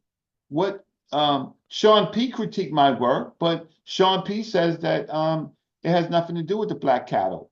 He has a right to say that. He just regurgitated the ideas of Ujawo and the rest of them. So can you pull up let me get his name again? And can you pull up his name? I'm And see, sleepy. It's 4 o'clock in the morning. I'm going to sleep, brother Reggie. You done wore me out. You win. No, I didn't. Well, thanks for the conversation, but you niggas, ChatGPT try to lie on me. Niggas try to lie on me. So it's 4 o'clock in the morning. You sleepy, I'm sleepy. and I so we had got a everything. ghostwriter critiquing on me. So Oh, I'm gonna be up on. I'm gonna find out who he is for you. Yeah, because he ain't critiquing my work, right? So ChatGPT try to lie on me. That wasn't and- ChatGPT. That was your Search engine. searching what you call it, Perplexity. I like yours. What you be using? I use Perplexity. Perplexity. I use Perplexity, and I use several others. But How much that one cost a month? I tell you, Chef, you can always email me. I ain't talking to these hateful folks. Huh? I ain't talking to them. But anyway, so where we are, summarize. So where are we, Chefrin? All right, we're at where we start. Where I'm I'm at the consensus. I'm where the consensus is at, and you are still where the fringe arguments are at. You're still making fringe arguments. I have no problem with you making fringe arguments, but they lack the rigor, right? It didn't say that. No, we They're don't not know who said consistent. that. Hold No, on. we don't know who said that. Who said See, that? Sean P says that. No. I'm saying that y'all alternative views of Kemet, right? It don't hold the same weight But who said that? linguistically. The chat, the perplexity Right, but said what I'm it. saying is, where did they pull that from? They pulled that from Sean P. No, I'm talking about in general, not your paper. I'm saying when it came to Kemet, right? It said that the alternatives lack the Okay, so I don't agree with you. Watch this. Okay. Perplexity. Watch this. I don't agree with you, right? Okay. Okay. Let's see. well Critiques. my chat GPT said the same thing. What's your chat? Put it up. I'm going to sleep. We all You put ChatGPT on my argument on my article and says it lacks scientific rigor. no, I'm talking about are we just talking about your paper? Yeah, because I got the paper that's the alternative. Your So paper, I am. your paper is still fringe, right? What do you mean fringe? No, it's not fringe. It's not fringe. No, It's mainstream, no, it's not mainstream, but it's it's fringe. no. You can't use a word like fringe on mine. It's I'm accepting. I'm cited. Yes, I'm in a minority. it's a lot of papers that's accepted and cited, but will be considered fringe also. You Come use on. you're using a word. It's not. It's a alternative hypothesis. Which would make it fringe. Um, it's a minority view, but that doesn't mean it's fringe. Like it's crazy, like a saw's work. I didn't say crazy. I said fringe. If something, if it's fringe, it means it's on the outside of what the mainstream.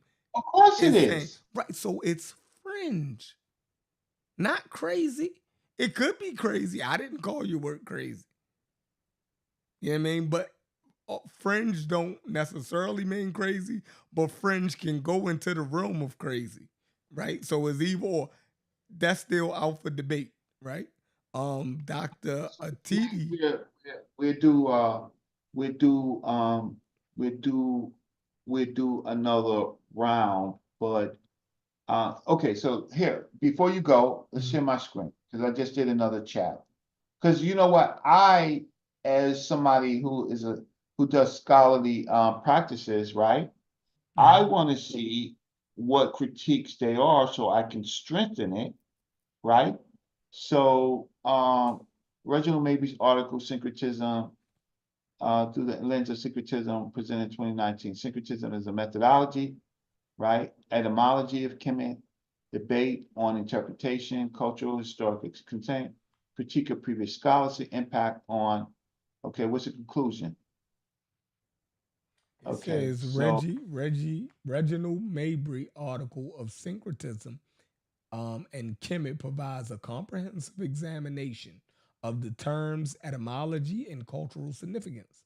By advocating for syncretism as a methodological approach, Mabry aims to offer a more nuanced and accurate interpretation of ancient Egyptian texts, challenging traditional Western perspectives and contributing to the broader discourse on African history and identity.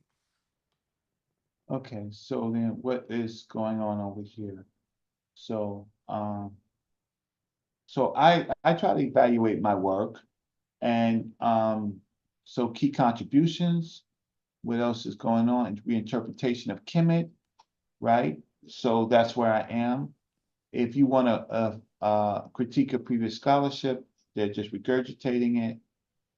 Uh, yeah, accurate interpretation. So that's right.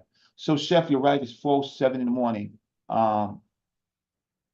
But I don't see anything negative about my work from I don't see anything negative from my work. I just see that Sean P, who doesn't really like my work because he's a Uja person, he wrote some BS critique, but it's late. So thanks. So Chef, so where we are right now is that Dr. Jonathan Winneman says that Kemet there's no direct anything that says Kemet means land. He says that Kim is an abstract. He talked about the feminine T is being an abstract. He talked about that Europeans are taking a leap because there's no direct evidence, right? They are the consensus. They said there's linguistic support, but ChatGPT didn't show any linguistic report. So that's where we are right now. I am how can I say, I'm a competing scholar on the subject, and there you go. So if it was a real critique on it, I would evaluate that, and I would try to fix that. But okay, so anyway, it's 4:08 and 4:09. So thanks for spending time with me, but I wouldn't I think that you should definitely leave this up, right? Because what we're doing is we're making sure that ChatGPT follows its sources. Do you Facts. agree? Yeah, definitely. So we have a question to ask ChatGPT, just like we have like we can ask any expert. So I asked them, I just wanted to see where did they here's the sources on this, but I don't see the meaning of Kemet, ancient Egyptian history, J-Star. So these are the people that sourced my article, Afrocentral Ontology, right? So I don't see where they put any critiques, but you'll think about it, you'll get back to me, right? And I appreciate your time, because guess what? I'm not a coward scholar. I would if there's something I need to cure, I would cure it. Is that fair? I like that. That's why I rocks with you. Yeah. Hey, So- matter of fact, before you go. No, I'll save that for another time. No, tell me, ask me, and I don't have to answer it right now. Oh no, I was my earlier monologue, right? I was saying how everybody is, not answering direct questions. Like Yeah. they're making it hard, like they know what a brother is asking them. And Yes. they jumping through hoops not to answer the direct. You dig what I'm saying? What do you think the reason is for that? Because most of the people haven't done the work, so they haven't done enough work to answer a direct question. So I think that is the biggest problem, that they haven't done enough work, and you can tell it because they haven't written anything, Sheffrin. So I mean, the people who have written is Asar and Ujawo and their team, but you'll never find that book on ChatGPT or anything like that, right? They're the ones who super fringe. If I'm fringe, they're super fringe. Super friend. So Hilarious. yeah. So the question is, I'm brave. I did the work. I wrote something, and I will stand through the criticism. But then watch this, Sheffrin. If there is no direct attestation for Black land and its interpretation, right? That's what it said, right? Then even though I may be fringe according to you, I have direct attestations, and they don't have any direct attestations. So I may be fringe according to some convention that they're holding on to, but they got no evidence to hold on to it. Okay, I see you yawning. Good night. Good night, Reggie. Appreciate To you, the bro. haters, and to the haters, do the work, right? You're not even, this conversation is me and Sheffrin. You're just a fan eating popcorn, right? And you're not on the level to even have a conversation like Sheffrin has, right? Because Sheffrin runs a kind of a online journal for what he does. So he's gonna ask me tough questions, right? So I respect that. But you people with the negative comments, you're not even in the game. So I'm gonna stop sharing and I'm gonna say good night. All right, good night, good night, good night, good night. Y'all appreciate brother Reggie. Man. So we had a show. Mika, you missed it. You pulled up. Mika, what the fuck is you doing up at 4 something in the morning? That's crazy. You must have went to the bathroom to pee and you took your phone with you. Mm, mm, mm. People that get up in the middle of the night to pee and look in their phone is crazy. It's crazy. Right? That always tripped me out. People wake up 3 o'clock in the morning and go pee and pull out and reach for their phone. It's nuts. Take your ass back to sleep. Look, man, we had a test show tonight. It wasn't about nothing. But we still had a little bit of fireworks over here. I'm gonna try to come back tomorrow and clean up everything that I did tonight with my sources and stuff. But that was a little preview. I'm gonna try to put a pin in this Kemet thing for all of us. And I don't need to interview 20 Egyptologists to do it. I can read plain English. All right? Yo said Mika driving home from booty call. He sent you home at 4 o'clock in the morning, Mika. That is horrible. He said, Shorty, I got to get up in the morning. You know what I mean? I don't want to wake you up so you could just leave now. He lying, Mika. He don't even got to work tomorrow. It's Memorial Day tomorrow. Niggas be lying.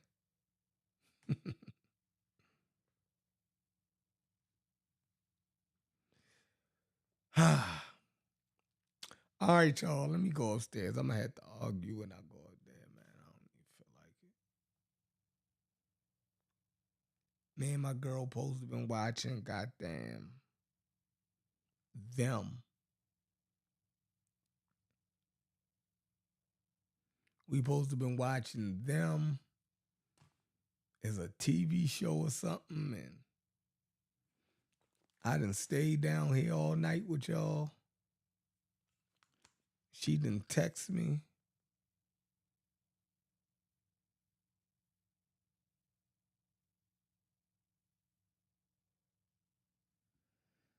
Yeah, she didn't text me. That was 3 hours ago. I've been supposed to have went upstairs, man. Black Kemet will ruin a relationship.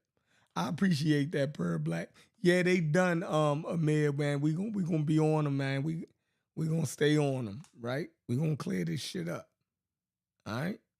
You don't need 100 metal netter reading niggas to clear it up. We gonna clear it up in plain English. Or plain old good fucking common sense, like Chief X said. When they get too wordy, they trying to trick y'all. But we out. Peace, man. I gotta go. I'm done. Good show. Hit the like button on y'all way out. That's right. We won. We won. Peace.